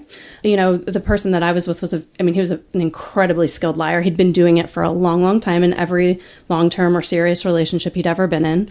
But I do think even really good liars, they have to, it is the rush. It is that rush of how complex of a lie can I cobble together and still get people to believe it? And I think, I think those signs show themselves. Here is definitely a sign I would tell women to look out for. If a man is incredibly interested in privacy. So the man that I was with wanted to talk about, he wanted to conflate boundaries and privacy. And what I ended up telling him in the end was, those are two different things, right? Boundaries are something you put in place to protect yourself from being taken advantage of. Privacy usually is something you're requesting because you have something to hide, which ended up being the case. So I think if a man is preoccupied with privacy in the relationship, particularly digital privacy, that's a huge red flag. And that was something, I would say, another red flag. But we were in relationship for almost 4 months before he was willing to put any evidence of that relationship online. To make it public, per se. Yeah. To make it public. I mean, it was a question that came up over and over again in our personal conversations. Like, if, he was like, I'm so proud to be with you and I love you and I want to build a life with you. And I'm like, okay, well, that's great to say in private, but like, why are you so averse to the idea of other people knowing about that? Well, in my case, the reason was he was sleeping with women online. And if they had known about me, he wanted to continue to present himself as someone that's available, I'm open. Hey, I'll come see you and we'll hang out and probably have sex. So, yeah. So that was a red flag. But I do think like that privacy. So if a man is particularly interested in guarding his email and guarding his Facebook and his phone, keeps a tight rein on his phone. I mean, those are definitely things, Yeah, trust is crucial to intimacy. And if you're wanting to be in a relationship with somebody that is, deeper than just a friendship, a companion, a life partner, somebody to share a sunset with, then, having that trust is imperative. I mean, it's just you don't have a relationship without trust. And I think also a con person, a person that's just kind of using you for whatever. They're also it's gonna involve some finances, I think, eventually, and that would be a flag, I think, for people to watch for as far as when and how often. They're actually looking to you to fund something. I think women should be on guard against that. It's tough. And Elliot was talking about his daughter and how much he'd learned from her, and just how she just said, "Look, I just don't trust men."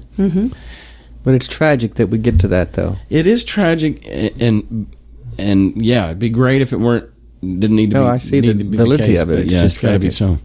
Well, we're just men, as a gender, we're pretty. I've said this, there's two kinds of men. There's men who are assholes, and then men who know they're assholes. Because we're all assholes. Just most of us don't know it or admit it, but we really are. We got a lot of changing and growing to do, because the culture we've inherited is hugely misogynistic and patriarchal, and we start at an advantage because we're born with a dick. That's it.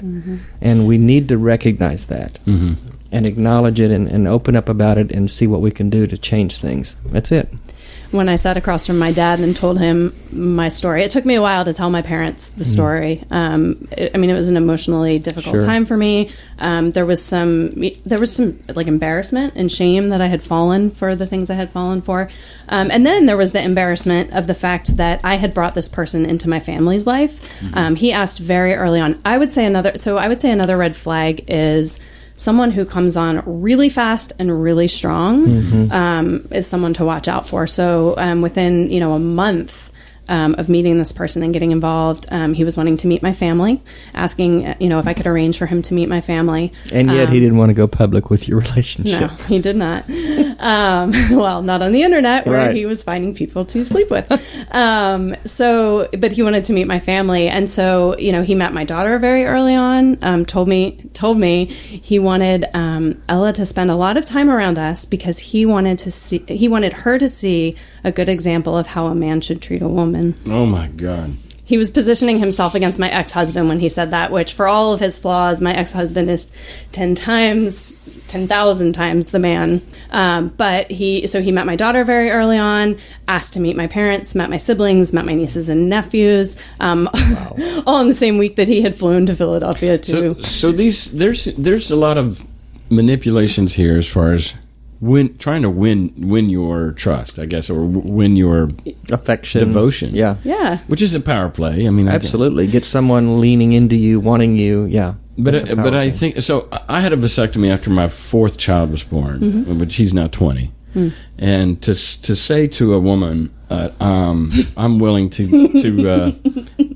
I'm willing to reverse my vasectomy for you. I mean, that is I mean, I don't know how. I mean, that's about as devout as a man could get, because that's a surgery that's not going to be fun. And my understanding is that was one of his lines to you. Right. So I'll clarify the context and language around that a little bit. This was actually the last time that I saw him. He had come to my city to spend the week of our birthdays together, which I thought was a wonderful week. But he left his email logged onto my computer that week. Oops. And left town, and then that's when the whole thing unraveled. I think these guys self-sabotage sometimes. I think they always overestimate their own abilities and underestimate the ones they're trying to take advantage of. Absolutely. Yeah. Always. I mean, he definitely thinks he's the smartest guy in every room. He met his match. But yeah, so he was up visiting me, and he had been talking to me before he came for the visit, saying he kept seeing pregnant women, and he had said to me several times, like, I feel like I missed that with you. You did, I had children, you had a child, but we didn't get to do that together. And I see these pregnant women, and I can just imagine you, and you'd be so beautiful pregnant. And so there was some lead up, and then when he was in town that last time, it was the last time I saw him, we were standing in my kitchen, and he came up behind me and he put his arms around me and started talking about this idea of like how he felt like he'd missed out on having a baby with me, so much so that he had thought about the idea of having his vasectomy reversed if I would want to have a child with him. Wow. Yeah. So this is just... He denied saying that to me, by the way. He denied it to everybody, right? And unless you... So here's the thing. When you're a woman, and you make any sort of accusation, whether it's sexual harassment, sexual misconduct, sexual assault, whatever your accusation is, and mine was never sexual assault, just to be very clear. But whatever accusation you make, immediately it is prove it. And in speaking with the previous partner of the person that I was with, we said the frustration becomes, as a woman, you feel like you have to walk around with a dash cam on your forehead. Because how many of us can prove what happens in our bedrooms? Yeah. What someone whispers to us in our ear, right. Unless we're got a dash cam on our head and we're recording everything that ever happens.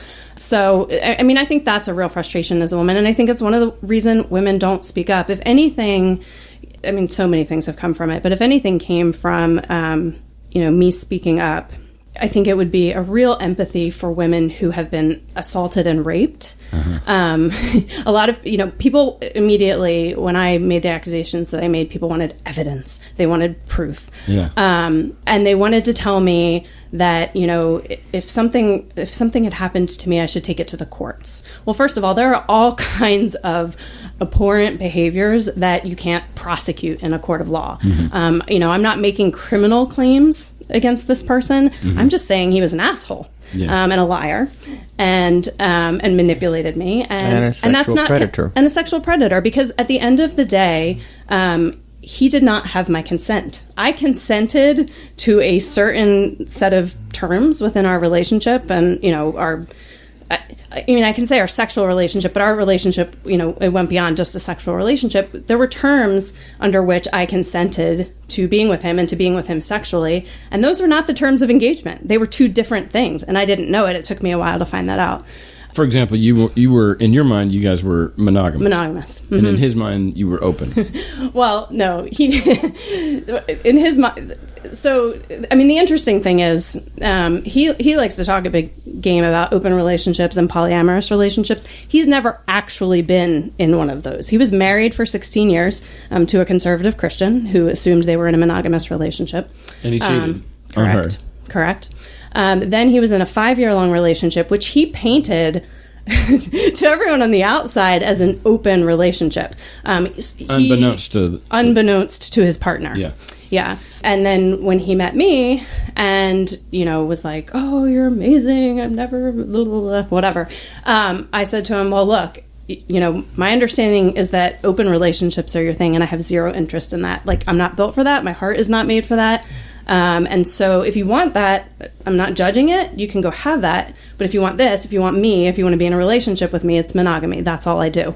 And he then proceeded to enter into a relationship with me. So, no, in his mind, it wasn't an open relationship, but he wasn't ready to give up sneaking around and having sex with other people. So he just went ahead and did it anyway. Well, as you can hear from listening to Lauren, she doesn't have any trouble saying what she thinks and saying it very plainly and very clearly, but he paints this concept as though she was not clear about that. He told me specifically, no, she wasn't clear. We talked about it and it wasn't decided and we were talking about it and we were, we were going to come back to it, but she wasn't really clear on that. No, it sounds like she was pretty clear. Yeah, and we're not saying that we're opposed to open relationships. No, not at all. Because, Dave, you're in an open relationship. And so it's not about that being wrong. It's about being fucking honest. Yeah. Yeah, it's everything out on the table. And everybody, we're adults. Yeah, be honest. It's just the respect of letting everybody make the decision. Well, and it's like you said, Cass, if you want to be in an open relationship or you want to engage in polyamory, there are a shit ton of ways for you to go get that done. Right. Yeah. But cheating on someone and then painting yourself, I said to him at the time, I said, you need to stop using those terms, because people who are in open relationships and people who are in polyamorous relationships, they hate people like you because you give what they do a bad name, because people associate it with dishonesty when dishonest people like you try to use that label. Good point. That's great. He wasn't open. He wasn't polyamorous. He was just a pathological liar and a serial cheater. And he needed a way to frame that to make it look to people on the outside like he wasn't doing that. So, looking back on the Lauren who fell for this, who is the Lauren today, and how is she different from that? She listens to her gut. The Lauren today sees it as a major red flag when someone comes on fast and strong and uses, love really quickly and wants to dive in and do life together and meet your family. And again, like as a Christian kid, I didn't have a whole lot of relational experience. So I'm kind of doing that now, which is probably why I was a little bit vulnerable to what I fell into. But I'm a quick learner. Yeah, you could say, oh, this is normal.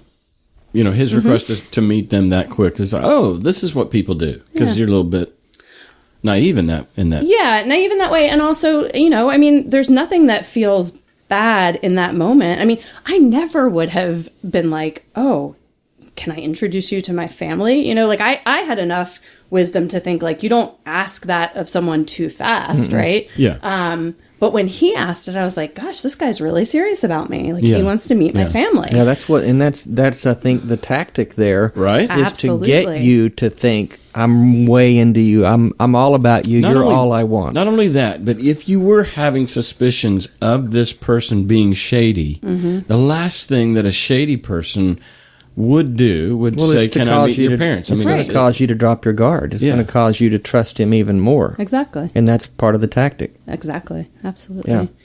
Yeah. I guess just finding somebody, that's just going to be their real self in front of you. I don't know, that sounds naive, but I just want people to be themselves and be. I wonder if it's harder. We're all a part of a community who were Christians and came out and we're not now.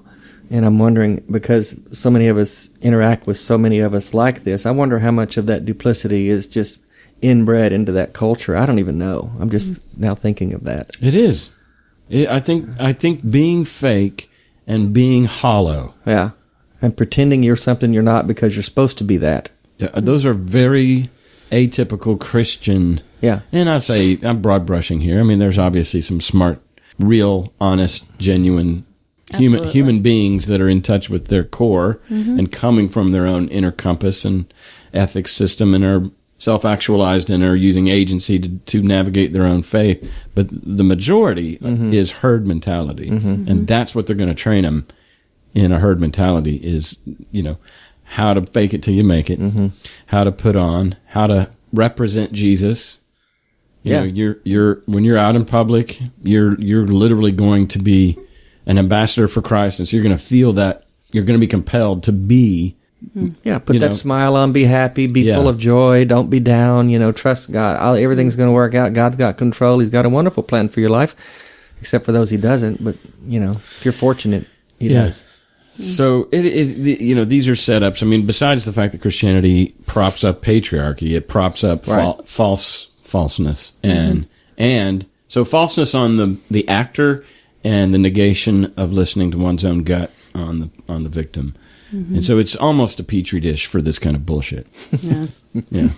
I think one thing I want to say just about red flags and this whole topic of whether it's, again, sexual harassment, misconduct, assault, I'm of the belief that most of the men who engage in these acts, from sexual harassment to sexual misconduct to sexual assault, I think that most of them are probably sociopaths, narcissists, borderline personality, because I don't think that those things get talked about a whole lot. I know I didn't have a whole lot of knowledge about those subjects until this happened to me. Yeah. And then it took me 35 minutes of telling the most abbreviated version of my story to my therapist for her to look at me and say, I'm going to stop you for a second and say to you, you realize that from just this brief description, you're describing a sociopath. And interestingly enough, that was not the first therapist who'd heard his story and echoed that sentiment. Yeah. So I think that, knowing the signs of a sociopath. So another thing that I encountered was anytime I would bring up one of these subjects of okay, so this doesn't seem right to me. We're in this serious relationship. We're talking about building a life together. We're talking about me moving to live in your city half time. He had met my child. I had met his children. We had met each other's families, all these things. And then, but we weren't allowed to be a public couple. So when I would bring up these topics, very quickly, there would be this shift that would happen from whatever I brought to the table, whatever the topic of discussion was. Somehow we would end up in a place where we were talking about him. Usually wasn't even about a perceived slight from me. It was just some victimhood story of his where it was the most disorienting thing. I think disorienting was probably the term that I used the most when I was in this relationship, both to describe the relationship to other people. Dave probably heard that word a whole lot. But also when I was talking to him, I would say, this is so disorienting to me. And so we would enter into these conversations where I would bring something to the table, one of these harder conversations. And we would end up, he would be crying by the end of it. And we would be talking about something that was going wrong for him. He was the victim of something. So that's a thing that sociopaths do, narcissists do, is, anytime they're confronted with how their behavior might not be okay, they find a way to turn it into a victim story and to elicit empathy. So you go into the conversation trying to connect with them and get some empathy for your position, and they flip it around so that they are eliciting empathy from you.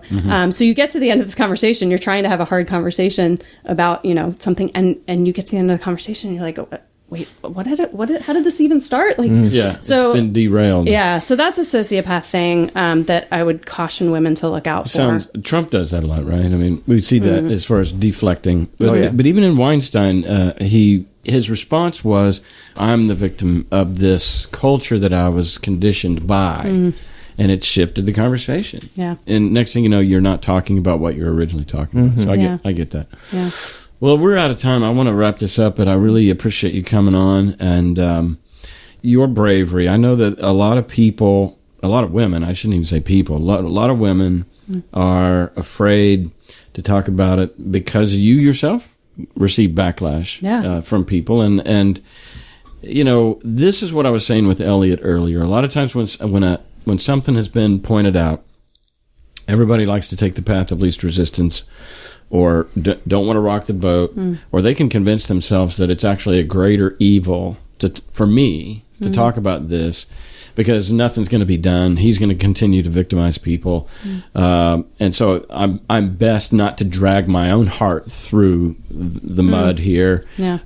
I'm just going to mind my own business. And probably 9 out of 10 women take that route. Yeah. And so you took a different route, and I know, other women, felt empowered and were given permission. Oh, if she can do it, I can. And that's honestly, I think that's what the cultural shift and the education of this generation is going to have is brave women actually coming out. I mean, we're seeing that in Hollywood right now with Weinstein. Is that it's by coming out and talking. So I'm just grateful. I'm grateful for your courage and what it cost you. To be honest and to try to put a stop to this, not only just with this one person, but culturally. Yeah. If women and, we can educate ourselves on these types of signs and know, this is bad news. I need to, we can cut it off preemptively from these tragedies. Sure. If I can just say a couple closing things. The first one would be another thing I think to watch out for is men who immerse themselves in vulnerable populations. So this the person I was with, he writes a blog about deconversion. Going from the Christian world to being an atheist, and these are traumatized people. Yeah, I know. So there are all these little private Facebook support groups that exist. Yeah, I've got one. And exactly, and women are present in here, and a lot of I was fortunate. I had been through my deconversion. Obviously we all have vulnerabilities, and some of them we're not even aware of their blind spots. But I didn't feel actually particularly vulnerable, and I wasn't familiar with his blog before I met him. So I wasn't in the same position. But I do think that people who are looking to exploit women, they're looking for vulnerable populations of women, and this person had positioned himself to be a trusted voice among vulnerable women. So I think that's something to look out for. Another thing that I wanted to say is that you talked about speaking up, and you talked about how many people don't report. So when I spoke up, a lot of the blowback that I got, it was, well, show us evidence and we don't believe you. Well, you're going to get that from the skeptical community. This is the atheist community. So they're going to require you are, but it's not. But that's the thing. It's not isolated to that community. So I was looking into some statistics before I came here. People want to immediately, when a woman raises an accusation against someone that they admire, that they respect, that they don't think would do that, people immediately want to start talking about false accusations. Well, statistically, only 2 to 10% of accusations about sexual assault. I think this is a statistic that's about sexual assault, not so much sexual misconduct, but sexual assault. Only 2 to 10% of those are ever proven to be false accusations. That's the same rate at which any felony is reported and turns out to be a false accusation. So if a woman says, I was robbed, people don't immediately say, well, give us the evidence and we don't believe you. And right. It's something that's unique to sexual assault, sexual misconduct.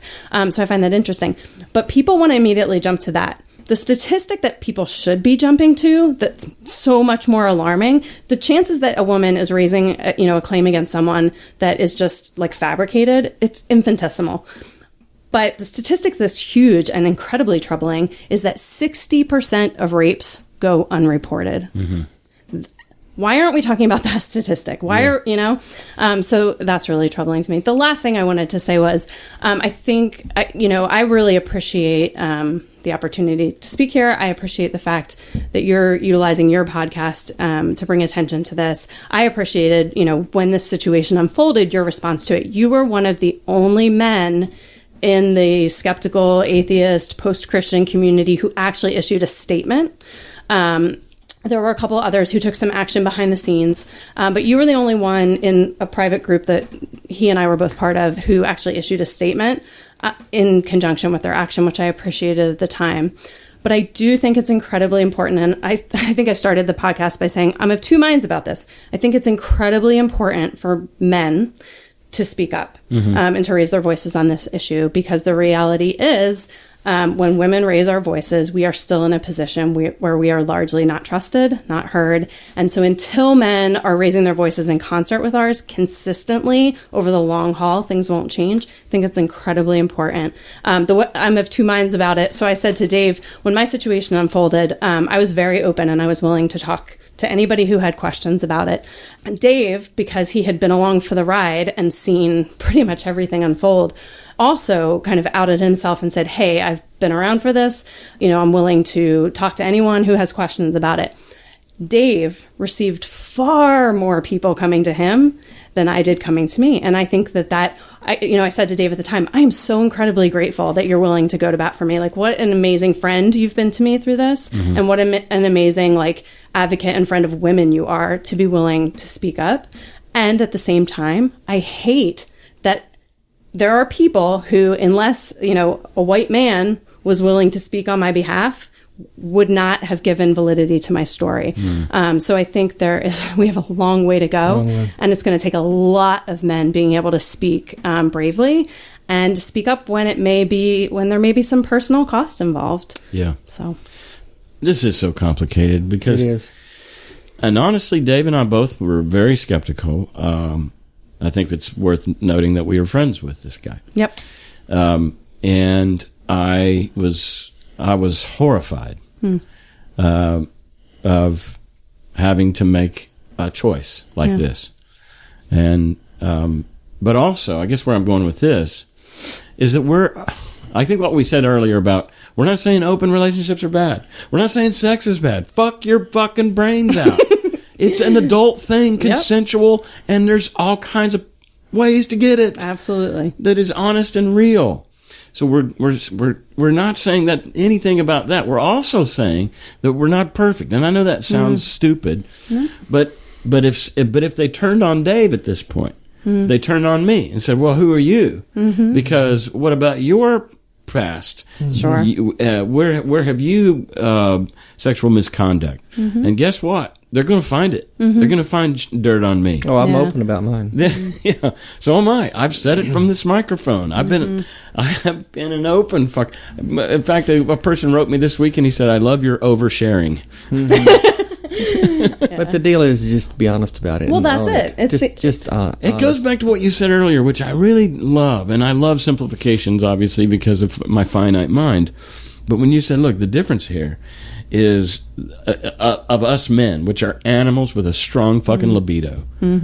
So anyway, to go full circle, I'm just saying, the difference is, in the men that you're going to be dating or out there, we're all assholes. But what you want is the guys who know that they're assholes. The guys who are trying to prop up or defend or say that they're not assholes or be in denial about their assholery, fuck that. And run as fast as you can. I just try to get that out of the way on the first date. I say, "By the way, you need to know I'm an asshole. So you want to get a drink?" Yeah, and an atheist. A lot of things that shuts them down here in Tennessee. That usually derails it right there. Well, thank you both for coming on. I hope that it's helpful for our listeners. It's very much a detour from our regular format. This wasn't necessarily about deconversion, but it's about educating a culture on sexual misconduct, predators, et cetera. And if there's anything we can do, which I know it's just unfathomable, to help inch our way to a society where women and men are equal, and if we've done anything towards that today, then it's worth it. Yeah. Thanks. Good stuff. Thanks, guys.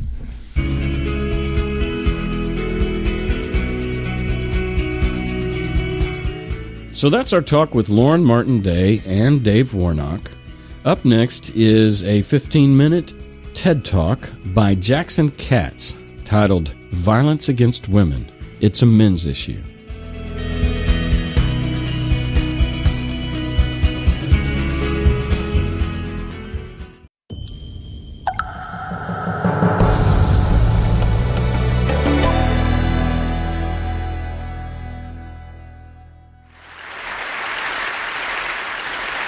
I'm going to share with you a paradigm-shifting perspective on the issues of gender violence, sexual assault, domestic violence, relationship abuse, sexual harassment, sexual abuse of children, that whole range of issues that I'll refer to in shorthand as gender violence issues.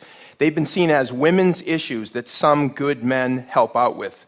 But I have a problem with that frame, and I don't accept it. I don't see these as women's issues that some good men help out with. In fact, I'm going to argue that these are men's issues, first and foremost. Now, obviously, they're also women's issues, so I appreciate that. But calling gender violence a women's issue is part of the problem for a number of reasons. The first is that it gives men an excuse not to pay attention, right? A lot of men hear the term women's issues, and we tend to tune it out, and we think, hey, I'm a guy, that's for the girls, or that's for the women. And a lot of men literally don't get beyond the first sentence as a result. It's almost like a chip in our brain is activated, and the neural pathways take our attention in a different direction when we hear the term women's issues. This is also true, by the way, of the word gender, because a lot of people hear the word gender and they think it means women. So they think that gender issues is synonymous with women's issues. There's some confusion about the term gender. And actually, let me illustrate that confusion by way of analogy. So let's talk for a moment about race. In the U.S., when we hear the word race, a lot of people think that means African American, Latino, Asian American, Native American, South Asian, Pacific Islander, on and on. A lot of people, when they hear the word sexual orientation, think it means gay, lesbian, bisexual. And a lot of people, when they hear the word gender, think it means women. In each case, the dominant group doesn't get paid attention to, right? As if white people don't have some sort of racial identity or belong to some racial category or construct. As if heterosexual people don't have a sexual orientation. As if men don't have a gender. This is one of the ways that dominant systems maintain and reproduce themselves, which is to say the dominant group is rarely challenged to even think about its dominance, because that's one of the key characteristics of power and privilege, the ability to go unexamined, lacking introspection, and in fact being rendered invisible in large measure in the discourse about issues that are primarily about us. And this is amazing how this works in domestic and sexual violence, how men have been largely erased from so much of the conversation about a subject that is centrally about men. And I'm going to illustrate what I'm talking about by using the old tech. I'm old school on some fundamental regards. I make films and I work with, high tech, but I'm still old school as an educator. And I want to share with you this exercise that illustrates on the sentence structure level how the way that we think, literally the way that we use language, conspires to keep our attention off of men. This is about domestic violence in particular, but you can plug in other analogs. This comes from the work of the feminist linguist Julia Penelope. It starts with a very basic English sentence. John beat Mary. That's a good English sentence. John is the subject, beat is the verb, Mary is the object. Good sentence. Now we're going to move to the second sentence, which says the same thing in the passive voice. Mary was beaten by John. And now a whole lot has happened in one sentence. We've gone from John beat Mary to Mary was beaten by John. We've shifted our focus in one sentence from John to Mary. And you can see John is very close to the end of the sentence, well, close to dropping off the map of our psychic plane. The third sentence, John is dropped, and we have Mary was beaten, and now it's all about Mary.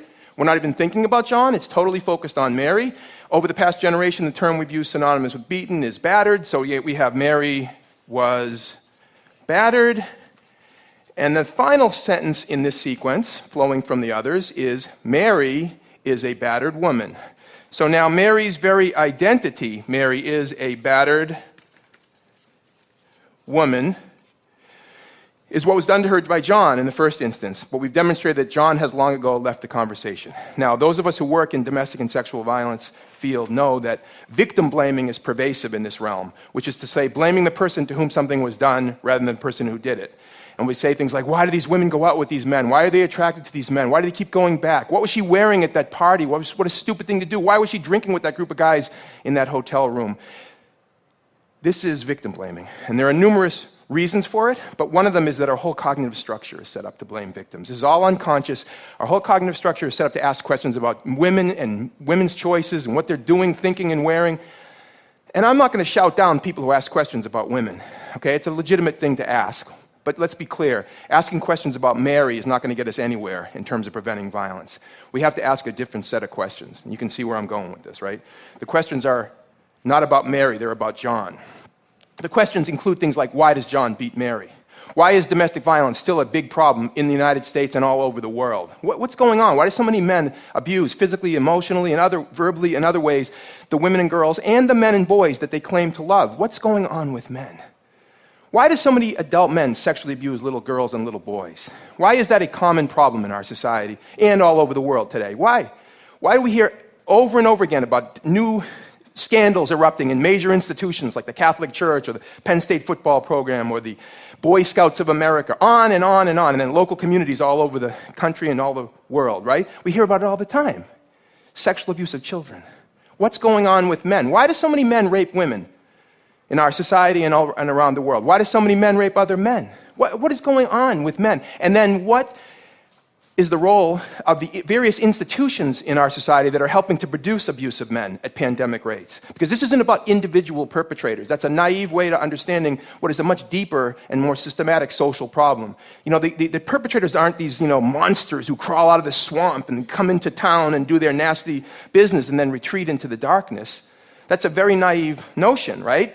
Perpetrators are much more normal than that and everyday than that. So the question is, what are we doing here in our society and in the world? What are the roles of the various institutions in helping to produce abusive men? What's the role of religious belief systems, the sports culture, the pornography culture, the family structure, economics and how that intersects, and race and ethnicity and how that intersects? How does all this work?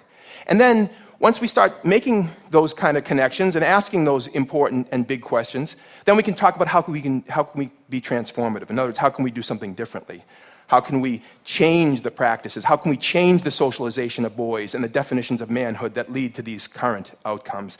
These are the kind of questions that we need to be asking and the kind of work that we need to be doing, but if we're endlessly focused on what women are doing and thinking in relationships or elsewhere, we're not going to get to that piece.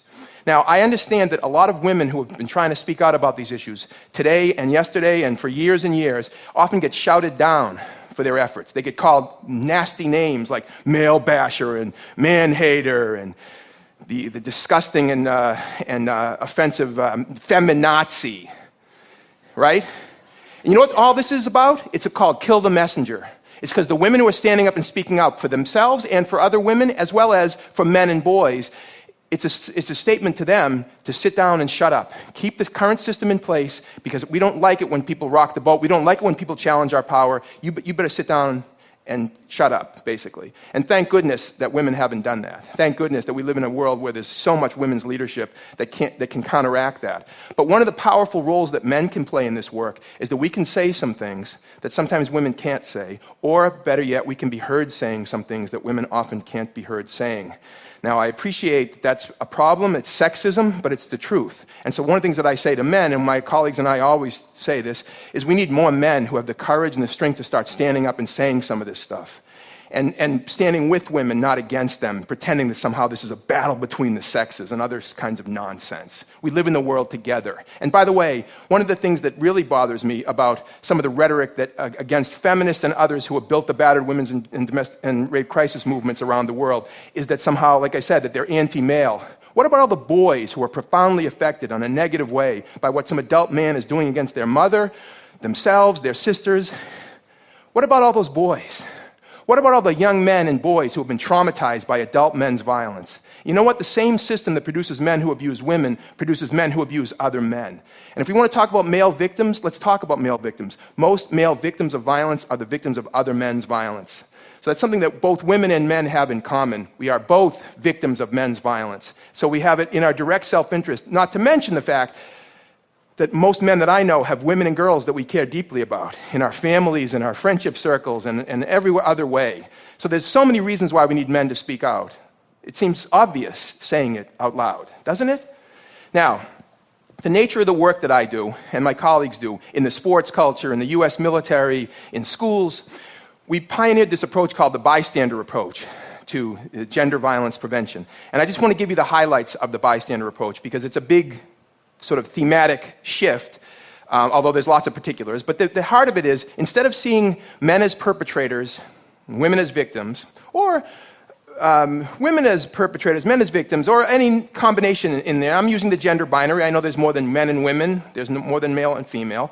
And there are women who are perpetrators, and of course there are men who are victims. There's a whole spectrum. But instead of seeing it in the binary fashion, we focus on all of us as what we call bystanders. And a bystander is defined as anybody who is not a perpetrator or a victim in a given situation. So in other words, friends, teammates, colleagues, co-workers, family members, those of us who are not directly involved in a dyad of abuse, but we are embedded in social, family, work, school, and other peer culture relationships with people who might be in that situation. What do we do? How do we speak up? How do we challenge our friends? How do we support our friends? But how do we not remain silent in the face of abuse? Now, when it comes to men and male culture, the goal is to get men who are not abusive to challenge men who are.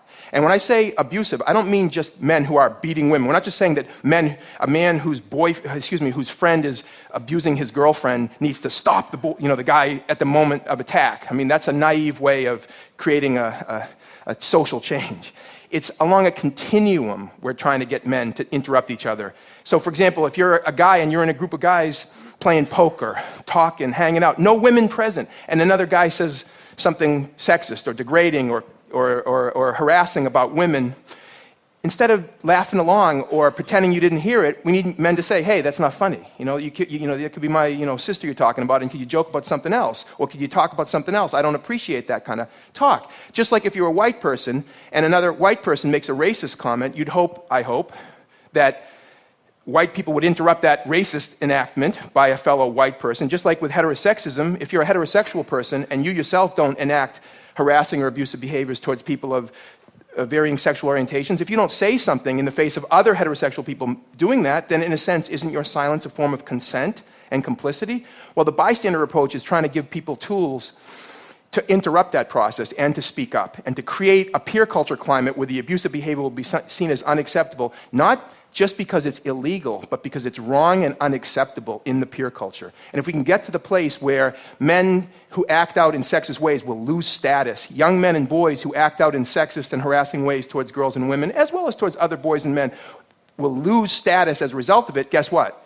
We'll see a radical diminution of the abuse, because the typical perpetrator is not sick and twisted. He's a normal guy in every other way, isn't he? Now, among the many great things that Martin Luther King said in his short life was, in the end, what'll hurt the most is not the words of our enemies, but the silence of our friends. In the end, what'll hurt the most is not the words of our enemies, but the silence of our friends. There's been an awful lot of silence in male culture about this ongoing tragedy of men's violence against women and children, hasn't there? There's been an awful lot of silence. And all I'm saying is that we need to break that silence, and we need more men to do that.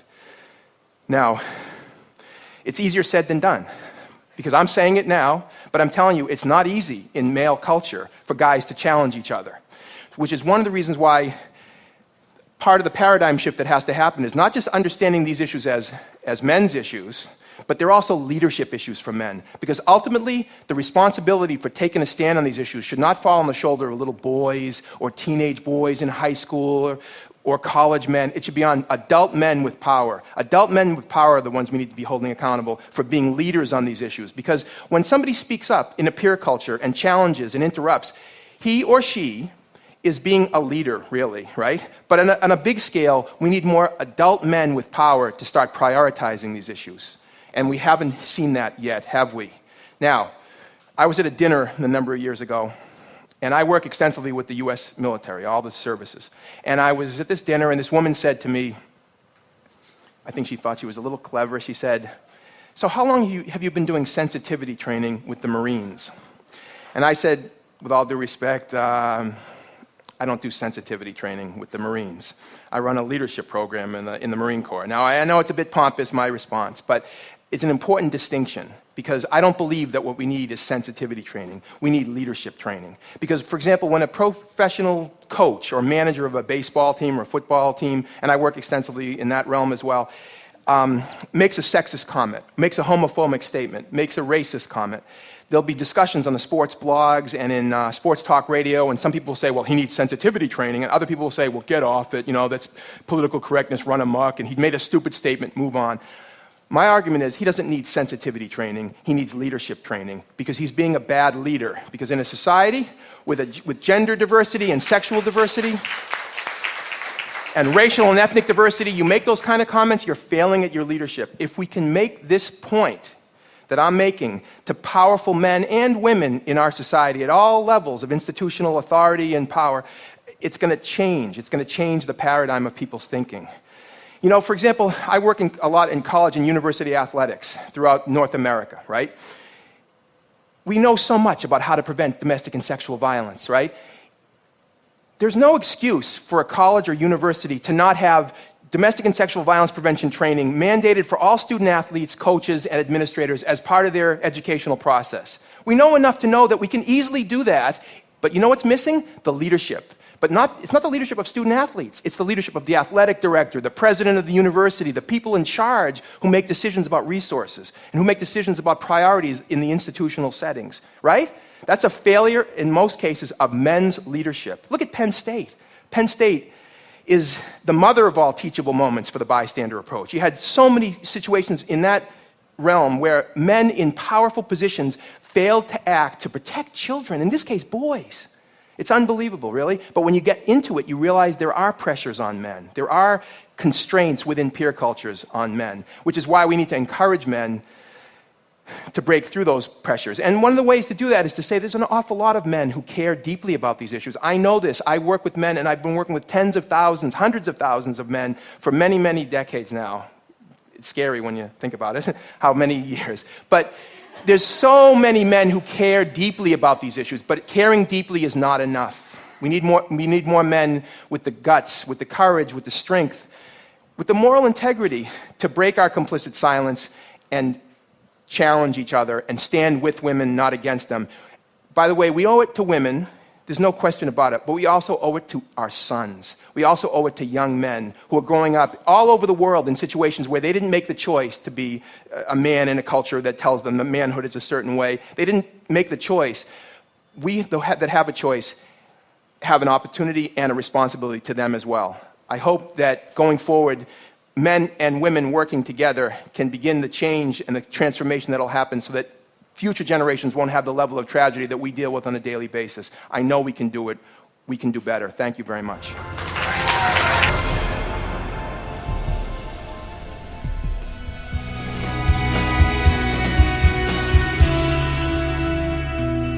So that's our show. My thanks to my dear friend and delightful co-host Bob Pondillo, to Elliot for educating us, to Lauren Martin-Day for sharing her story, and Dave Warnock, my dear friend, for sitting in as co-host. We heard from Samantha Bee in her comedy show Full Frontal, from Rebecca Watson on her YouTube, and from Jackson Katz and his TED Talk.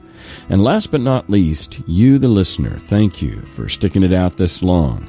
I hope you've been stretched by this episode and are more equipped to make the world a better place, to be good without God, for goodness sake, for each of us to own our own part where we've contributed to these problems so we can mature in these areas and start saying yes to what is, which is, in this case, equality and extending respect to people different than us, loving and respecting one another, maybe even forgiving one another, so that we can exercise the freedom to be our better selves as we try to share this planet. Again, thanks for listening. Talk to you next week.